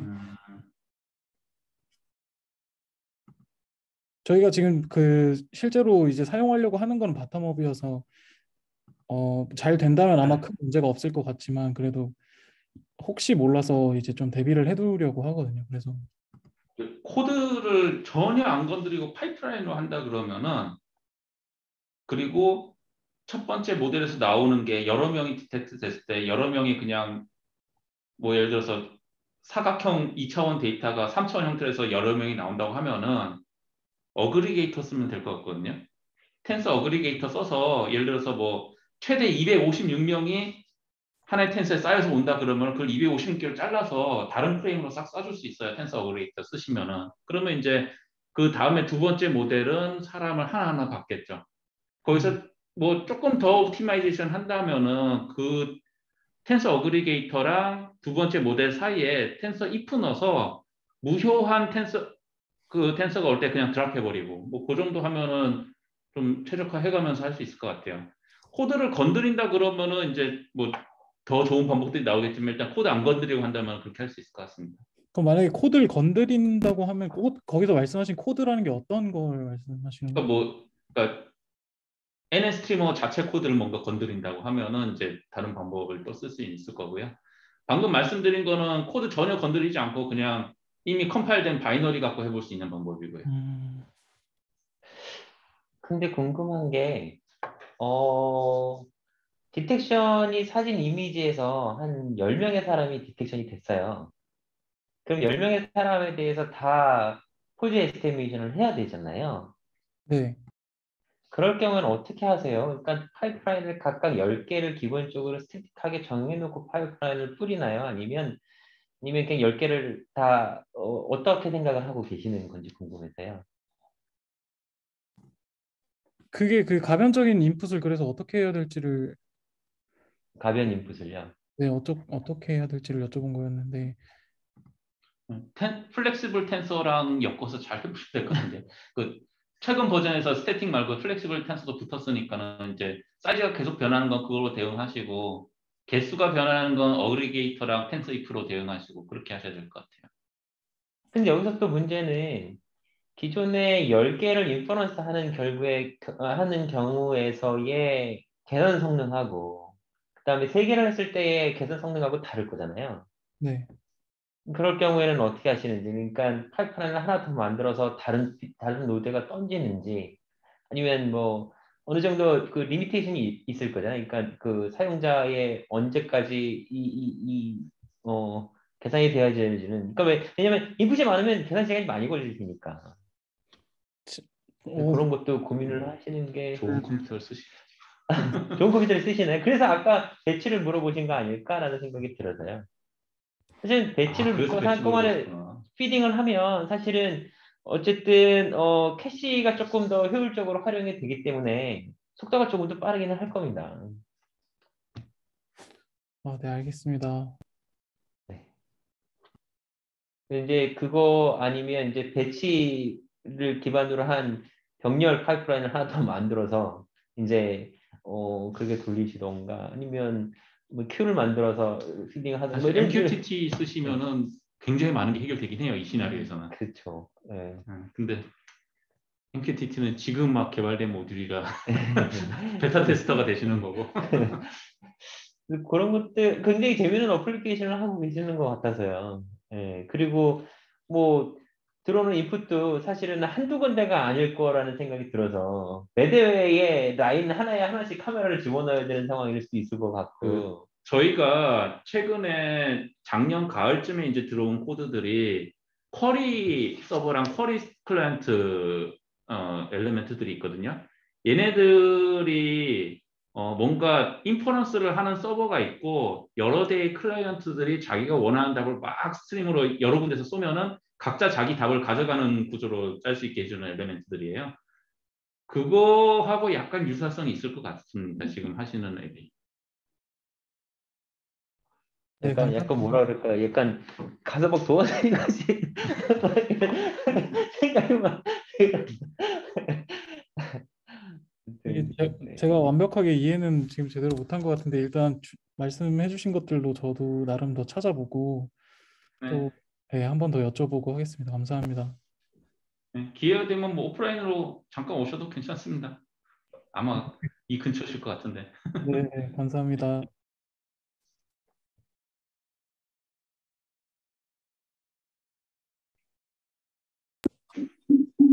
예, 안녕하세요. 네, 안녕하세요. 저 파인더스 AI 한명원입니다.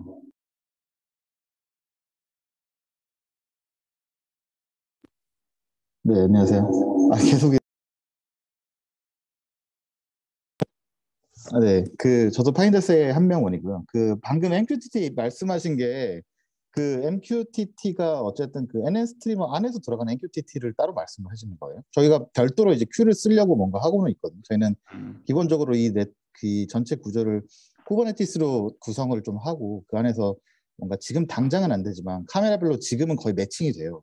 카메라별로 예를 들어 카메라 2개에 뭐 이제 괜찮은 GPU 달린 컴퓨터 하나, 이런 식으로 현재는 매칭이 되는데, 좀 더 나중에 봤을 때는 어쨌든 리소스가 비는 애들이 막 할 일을 할 수 있도록 만드는 구성을 하는 게 어쨌든 목표이기는 하고요. 다만 지금 버전에서는 카메라랑 그냥 매칭을 시켜버리고, 일단은 저희도 어쨌든 지금의 제일 먼저 우선 목표는 모델 성능과 이 학습을 잘 시켜가지고 전체 성능을 끌어올리는 게 첫 번째 목표다 보니까. 근데 어쨌든 MQTT에서 설명 좀 더 해주실 수 있나요? 저희가 어쨌든 그것도 되게 많이 고민을 하고 있거든요. 사실 가장 정확한 설명은 지금 아카이브 .org에 올려놨고, 그거를 링크를 GitHub 거기다가 나중에 올려드릴게요. 그거 보시면 되는데, MQTT 이용한 NN 스트리머 필터가 지금 5개가 일단 나와 있어요. 그래서 이제 시나리오가 2가지 정도로 나눠서 쓸 수 있는데, 하나는 스트림 스트림 서비라 그래서 그냥 일방적으로 스트림 데이터를 외부로 쏘고, 그리고 나오는 걸 여럿이서 나눠서 가져가는 거. 그러니까 예를 들어서 뭐 어딘가에 웹캠이 하나 있을 때 걔가 MQTT 펍으로 스트림을 쏘면은 그걸 데이터를 받아와서 쓰고 싶은, 뭐 인퍼런스 하고 싶은 애들이 여러 개 있을 때 그걸 나눠 쓴다든지 이런 시나리오가 하나 있고요. 그리고 또 하나 저희가 상정한 시나리오가 집 안에 네트워크는 잘 연결돼 있는데 인퍼런스를 제대로 할 만한 하드웨어는 딱 2개가 있고, 실제 사용자가 쓰려고 인터페이싱 하면서 AI 서비스를 쓰려고 하는 기계가 뭐 한 5가지, 6가지 있다고 하면은 그 5가지, 6가지 기계는 뭐 냉장고라든지 세탁기 같이 인퍼런스할 능력이 없어요. 근데 오직 네트워크만 잘 연결돼 있을 때 얘네들이 서로 마치 자기가 굉장히 강한 프로세서가 있는 것처럼 사용자에게 AI 서비스를 제공하기 위해서 MQTT 기반의 쿼리라는 필터들이 지금 제공되고 있거든요. 이 쿼리를 사용하면은 프로세서가 강한 녀석이 이제 서버가 되고 인터페이스 가지는 클라이언트가 돼서 이거 인퍼런스 해주세요 하고 쏘면 돼요. 이제 데이터를 쏘면은 거기서 지정된 모델로 인퍼런스 한 게 다시 답이 돌아오고 그리고 하나의 서버에 여러 클라이언트가 물려 있을 수 있고 그리고 그 토픽 네임만 잘 정해주시면은 서버도 이제 2개 이상이 될 수 있어요. 그랬을 때 이제 알아서 그냥 둘 중에 아무거나 가게 한 놈 죽으면 나머지 가고 이런 식으로 그런 그러면 것까지 뭐 현재 지원이 되고 있습니다. 남는 컴퓨팅 리소스, GPU 리소스 같은 거를 계속 체크해가면서 그렇게 활용을 하는 거예요. 그 체크해서 뭐 할지에 대해서는 우리가 결정을 안 해요. 그거는 이제 그냥 사용자가 잘 짜겠거니 하는 거고 그럼 사용자 룰을 MQTT 만들어야 되나요? 자체에서 이제 컴퓨팅.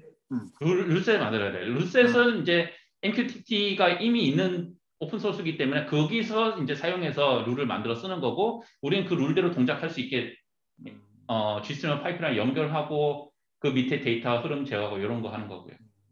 그러면은 지금 아직 그 개발 정도가 뭔가 저희는 어쨌든 진짜 물건을 만들어야 되고 뭐 당장 일단 다다음 달부터 매장에 들어가야 되는 상황인데 이런 상황에서는 사실 적용하기는 힘든 레벨이라고 보시나요? 아직 공식 오피셜 릴리즈가 나간 수준은 아니에요. 그러니까 네. 테스트 케이스는 알겠습니다. 다 통과하는데 검증했다고 볼 수는 없어요. 네, 알겠습니다. 이제 그리고 막 또 하나 논문 나온 내용이에요. 네, 그러면 아직 사용이 좀 어려울 것 같고요.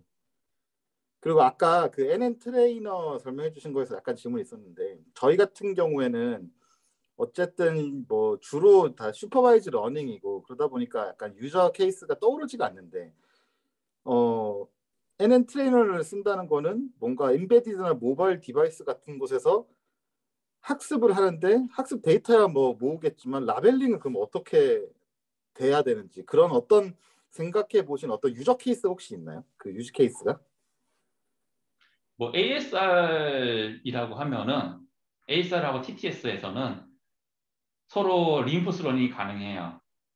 내가 말을 했을 때 이걸 ASR 통해서 그냥 레이블링을 해버리고 그리고 거꾸로 TTS를 트레이닝해서 내 목소리로 말하는 TTS를 만들어버리고 그리고 그걸 기반으로 다시 ASR한테 내 목소리 잘 인식시키는 것도 만들고 이런 건 어느 정도 가능하고요. 아니면 전화했을 때 말하는 거 뻔하잖아요. 처음에 여보세요 하고 이런 거. 그런 것 때문에 사실 상당 부분은 레이블이 이미 준비되어 있다고 볼 수도 있어요. 사실 2가지 다 할 수가 있는데 하드라이브를 UI를 통해서 에스킹을 유저한테 할 수도 있고요. 사실 아까 말씀드린 대로 우리 집 강아지 사진이야. 클릭해서 우리 사진 라벨 붙여서 밀어넣으면 되는 거고. 그리고 반면으로 그러니까 소프트 라벨링 같은 경우에는 티처넷이 있고 그다음에 뭐 새로 업데이트 넷이 있을 때 이 기존의 티처넷에 있는 라벨을 그대로 이용을 해서 티칭을 할 수 있거든요. 그걸 이제 소프트 라벨링 뭐 이렇게 얘기도 하더라고요. 그래서 그런 방법도 쓸 수도 있고 그리고 뭐 정확한 시나리오는 사실은 하드 라벨링을 쓰는 것들이 에큐러시가 더 많이 올라가긴 합니다. 그래서 말씀하신 것처럼 이제 뭐 어떤 시나리오에 따라 다르겠지만 처음 한두 번씩 그러니까 내 목소리에 대한 캐릭터리스틱, 그러니까 피처들 뽑아내기 위해서 내 목소리를 특정 센텐스를 읽게끔 하는 거죠. 아니면 어떤 그 피처를 가장 추출을 잘할 수 있는 뭐 시라든가 이런 것들을 한번 읽어주세요. 그래서 센텐스를 쭉 만들면 그걸 한 뭐 몇 개의 문장을 좀 읽으면 그걸 가지고 이제 트레이닝을 기존 데이터 센사이즈 해가지고 이용하기도 하고요. 그래서 그거는 사실 UI적으로 그렇게 뭐 사용자의 뭐 하드 라벨링을 계속 잘하는 거는 아마 애플이 UI를 잘하니까 그런 것들 충분히 이용할 수 있을 거라고 생각이 듭니다. 여러 가지 케이스일 거라고 봅니다. 알겠습니다. 답변 감사합니다. 네, 감사합니다.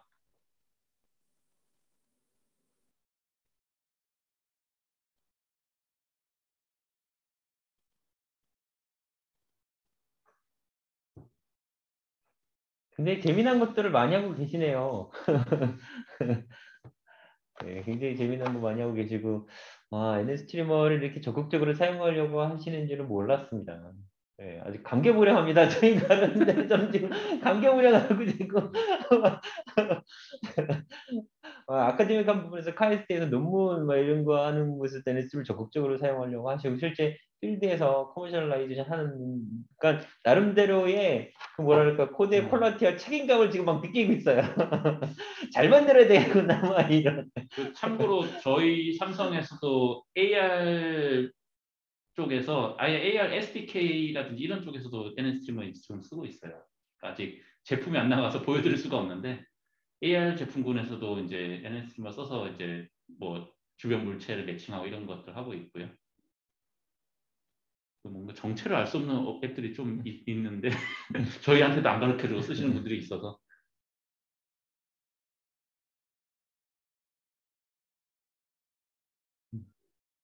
제일 처음 제품 나갔던 건 갤럭시 워치였고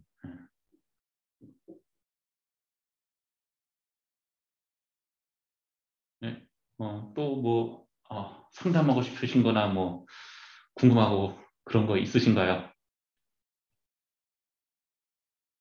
네, 이게 혹시 되게 그 기초적인 지식이 부족해서 궁금한 것도 여쭤봐도 되나요?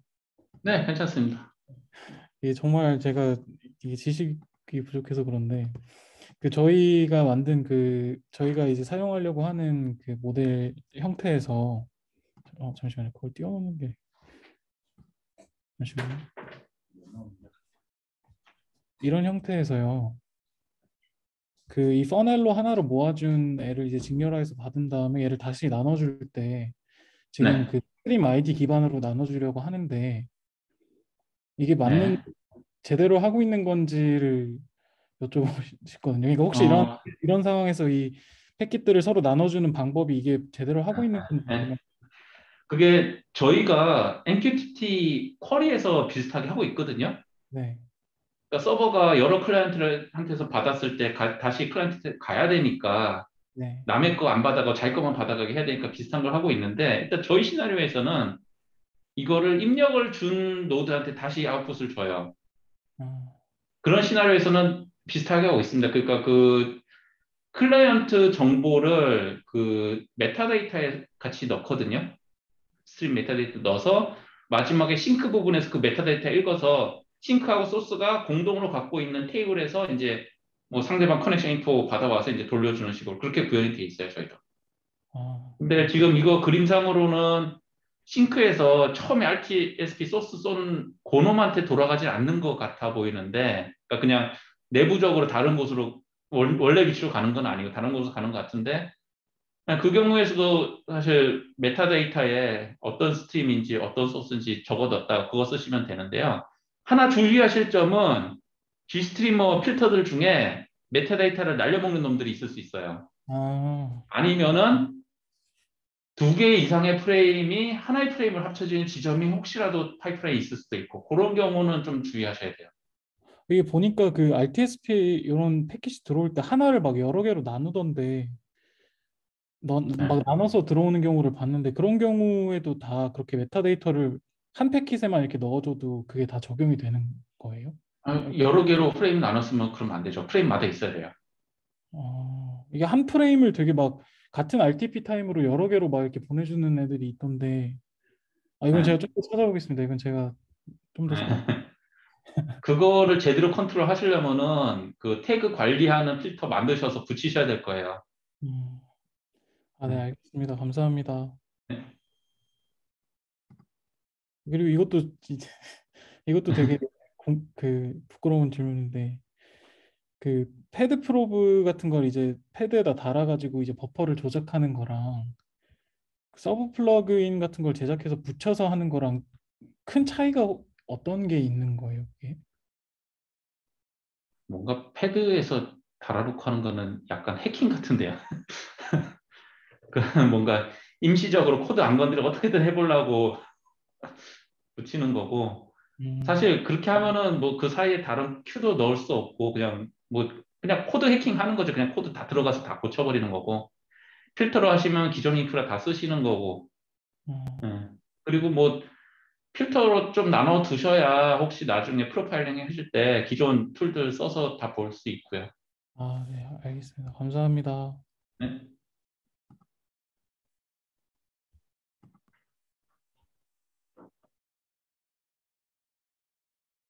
네. 혹시 뭐 카이스트나 클레온 분들께서는 또 뭐 말씀하실 거 있으신가요?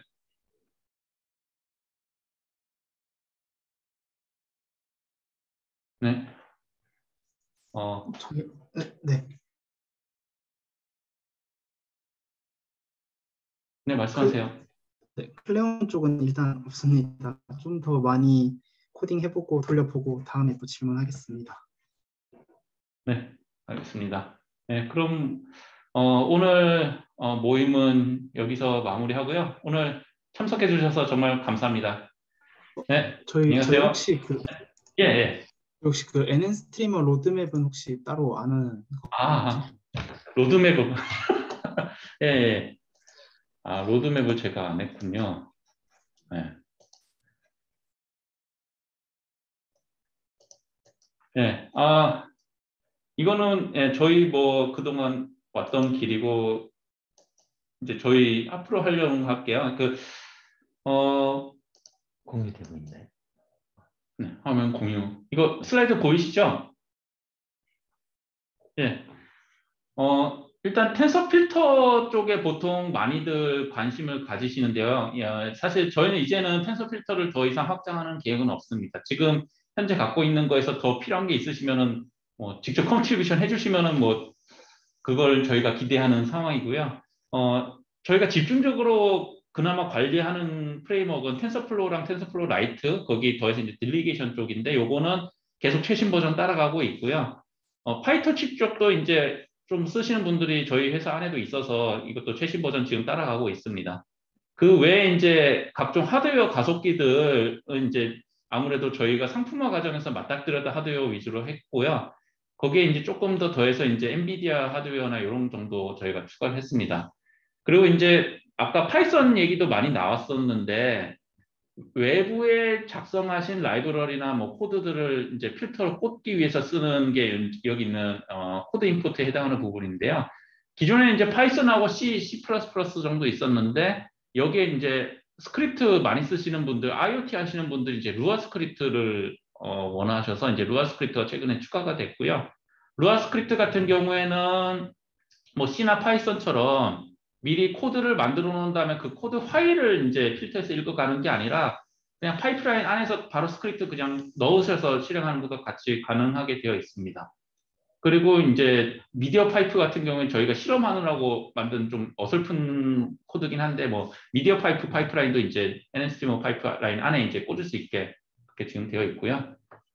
네, 그리고 이제 퀄컴이랑 저희 삼성에서 자체적으로 만든 MPU에 대해서는 최근 이제 상품화 진행되다 보니까 최적화 관련 코드들이 앞으로 계속 들어올 겁니다.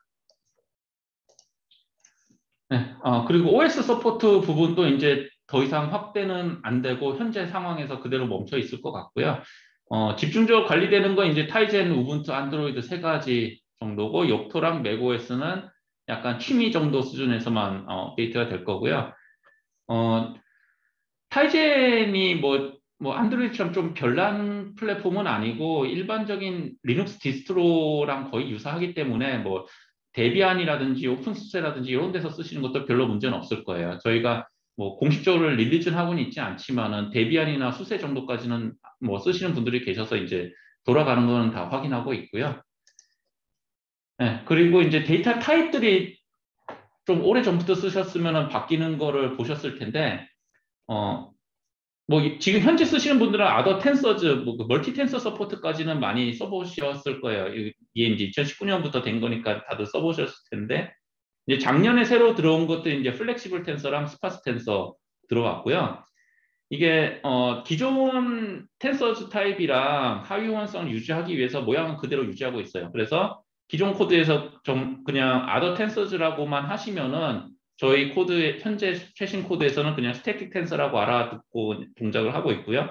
혹시 이제 그 텐서 디멘전이 계속 프레임마다 바뀐다든지 아니면은 텐서 내에 0값이 너무 많아서 이거 다 보내기 싫으시면 이제 플렉스블이나 스파스를 명시적으로 지정하셔서 쓰시면 되고요. 이제부터는 그 싱글 텐서 전용이 아더 텐서의 경우에는 이제 업솔릿을 시키려고 합니다. 일단 현재는 이제 이거 쓰시면 경고문 정도만 나오고 등장을 할 텐데요. 아마 뭐 내년 정도부터는 싱글텐스는 아예 막을 것 같고요. 데이터 타입은 이제 더 이상 이제 확장할 계획은 없습니다. 네. 그리고 이제 커넥티비티 쪽도 이제 그동안 확장이 많이 돼서 이게 커넥티비티 1은 이제 실제로 다른 기계랑 커넥트하는 건 아니고 다른 데이터 스트림이랑 연결하는 부분인데요. 뭐 비디오, 오디오, 텍스트 같은 것들은 이제 워낙 과거부터 됐었고 최근에 이제 좀 붙었던 것들이 이런 미디어 데이터가 아니라 임의의 바이너리 스트림에 대해서도 이제 저희가 처리할 수 있게 이제 어플리케이션 옥텟 스트림 추가했고요. 그리고 이것도 이제 IoT 하시는 분들이 좀 요구를 한 건데 플랫 버프나 플렉스 버프 같은 구글에서 제공하는 데이터 시리얼라이제이션 포맷들도 이제 작년부터는 지원되고 있습니다. 뭐 여기서 더 계획이 없는 건 더 이상 뭐 굳이 필요한 게 있나 싶어서 이제 계획이 없는 상태인 거고요. 여기 이제 다른 기계하고의 연결에 해당하는 커넥티비티는 이제 좀 아직 할 일도 많고 이제 계획들이 좀 있습니다. 2020년까지는 주로 기존의 G스트리머에서 이미 존재했던 TCP, UDP, RTSP 같은 것들은 이제 저희도 그냥 써보는 수준에서 이제 조금 더 나가서 gRPC나 로스1, 로스2 정도로 이제 NSS트리머 호환되게 했었었고요. 그리고 작년에 이제 한참 많이 했던 게 아까 좀 얘기 나왔던 그 MQTT 기반으로 스트림을 쏘고 스트림 받고 혹은 쿼리를 통해서 오프로딩하고 이런 것들을 이제 작년에 했고 올해 중에는 이제 하나씩 실제 다른 사용자분들 삼성 내에서 이제 사용하는 사업부에 이제 하나씩 나가게 될 것 같습니다. 그 과정에서 이제 안정화나 성능 최적화도 같이 될 것 같고요. 그리고 올해 새로 들어오는 기능들은 이제 NS스트리머를 쓸 수 없는 기계들도 이 NS스트리머 파이프라인하고 연결될 수 있게. 그러니까 리눅스를 올리기조차 부담스러운 아주 조그만 기계들, 뭐 메모리를 4MB 갖고 있다든지, 뭐 8MB 갖고 있다든지 이런 기계들이 NS스트리머한테 그 인퍼런스 워크로드를 오프로딩해서 마치 NS스트리머가 이미 안에 있는 것처럼 동작할 수 있게 해주는 거. 아니면은 뭐 그다음에 이제 프로토콜 세퍼레이션 하는데 이거는 사실 어느 정도 돼 있어요. 이거는 이제 쿼리 쓰시면 이미 되어 있는데 MQTT를 써서 연결하는 거는 굉장히 유연하고 기능이 많아서 편한데 이 MQTT 문제가 스루풋이 굉장히 안 좋아요. 이게 편한 대신에 이제 성능이 안 좋은데 요거를 이제 해결하려고 제어 부분은 MQTT 쓰고 데이터 전송은 별도로 다른 프로토콜 써 이런 식으로 분리를 한 게 이제 지금 현재 TCP/IP만 쓰는 건 이제 올라가 있고요. 그 다음으로 이제 뭐 RTSP나 기존 다른 프로토콜을 유연하게 마음대로 바꿔 쓰실 수 있게 하는 쪽으로 이제 2022년에 진행이 될 것 같습니다. 그리고 올해 중에 이제 추진을 하는데 올해 중에 결과물은 나오지 않을 것 같은 부분으로 메터 IoT 표준이 있거든요. 이게 여기에 이제 뭐 애플이나 뭐 LG나 삼성이나 온갖 회사들이 다 모여들어서 IoT 표준을 만들고자 하는 컨소시엄이고요. 여기에도 저희가 같이 참여를 해서 가정 내 IoT 기기 간에 연결해서의 AI 스트림 데이터는 이제 NS스트림으로 할 수 있게 해보려고 이제 여기에도 저희가 같이 참여를 할 계획입니다. 네, 그리고 이제 여기까지 이제 기존에 해왔던 것들의 연장선상들이고 이제 2022년에서 새로 들어올 아이템들인데요. NS스트리머 엣지라는 프로젝트는 아까 커넥티비티 관련해서 NS스트리머를 실을 수 없는 기기에서도 NS스트리머 파이프라인하고 연결하게 해보자라는 목적의 그 라이브러리입니다. 그래서 여기 보시면은 왼쪽 그림이 기존의 커넥티비티를 포함한 NS스트리머 구성이고요. 여기에서 파이프라인 간의 연결에 관련한 부분을 이제 G스트리머와 관계없이 쓸 수 있도록 빼내서요.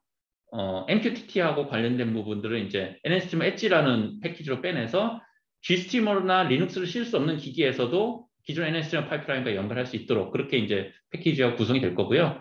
이 부분은 이제 저희가 이제 타이젠 RT라고 하는 RTOS 사용해서 함께 릴리즈가 될 거고 뭐 다른 RTOS에서도 충분히 사용하실 수 있는 패키지로는 저희가 공개를 할 예정입니다. 이 NS스트리머 엣지는 이제 아무래도 LGPL로 하면 RTOS에서는 쓰기 힘들기 때문에 이 부분은 아파치 라이센스로 저희가 내보낼 예정입니다. 네, 그리고 이제 API가 새로운 계층이 생기는데요. 기존의 인퍼런스 API는 뭐 타이젠 기기를 쓰지 않는 분들 입장에서 별로 쓸모없는 거였는데 요 서비스 API부터는 이제 타이젠이 아니라 일반적인 사용 환경에서도 쓸만한 시나리오가 될 것 같고요. 지금 요 서비스 API는 뭐 설계가 이것보다 더 구체 설계는 돼 있는데 아직 구현이 들어가 있는 상황은 아니고 API 인터페이스 정도까지만 지금 나와 있는 상태고요.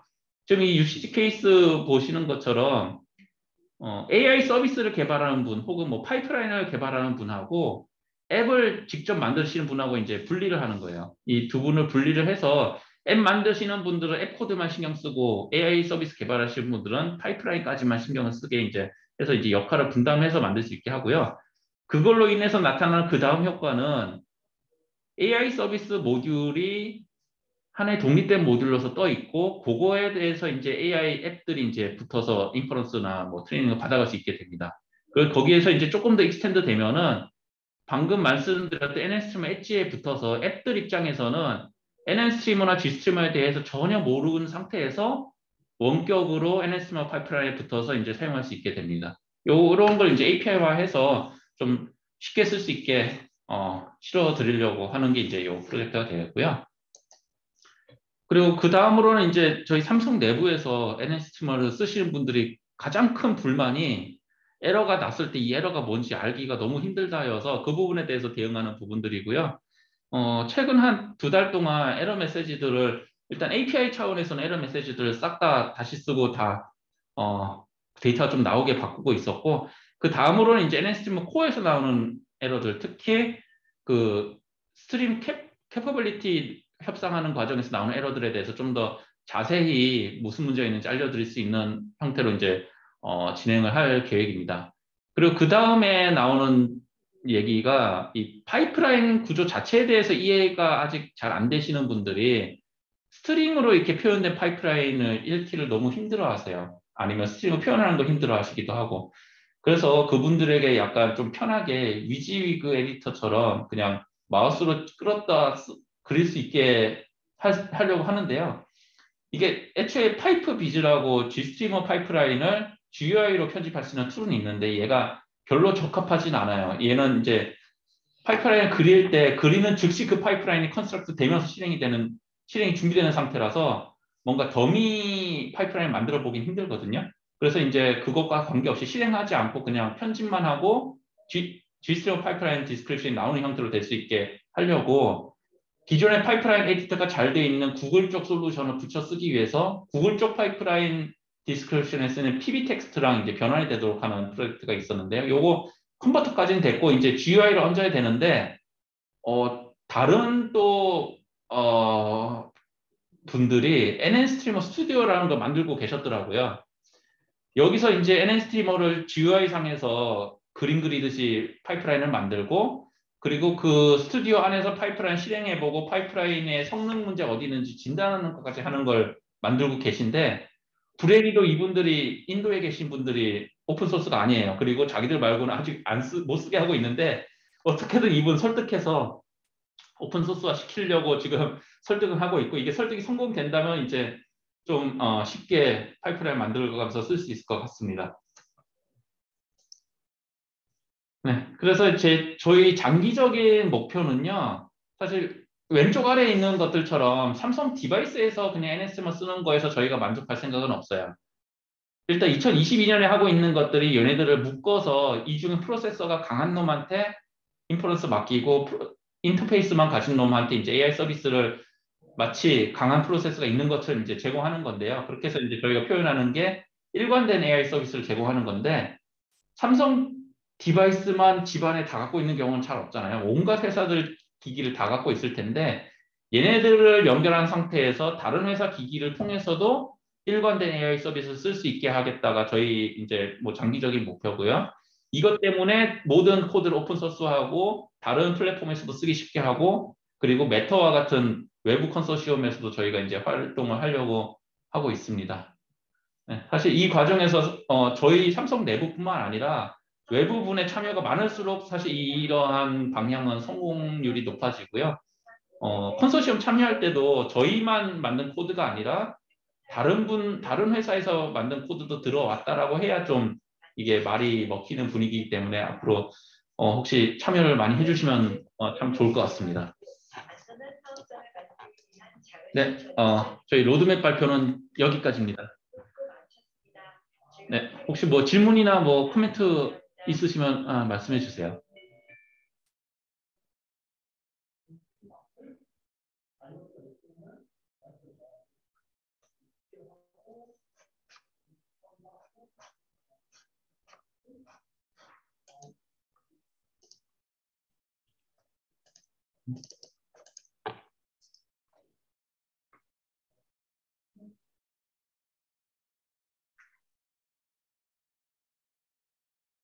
네, 뭐 다른 코멘트나 질문 없으시면은 이대로 일정대로 마칠까요? 다음엔 오프라인으로 맛있는 네. 차도 마시면서 커피를 한잔씩 하면서 얼굴 뵀으면 좋겠습니다. 이 마스크 네. 안 썼으면 좋겠어요. 다들 건강하시고요. 네. 네. 계속 잘 써주시고요. 피드백 같은 거 저희 GitHub 이슈나 뭐 이런 데 많이 남겨주세요. 저희도 사실 사용자분들의 인풋이 많이 필요하거든요. 그래서 같이 NS팀을 개발하는 것도 좋고 사용하시면서 인풋도 많이 주셨으면 좋겠습니다. 네, 오늘 참석 고맙습니다. 감사합니다. 고생하셨습니다. 감사합니다. 감사합니다.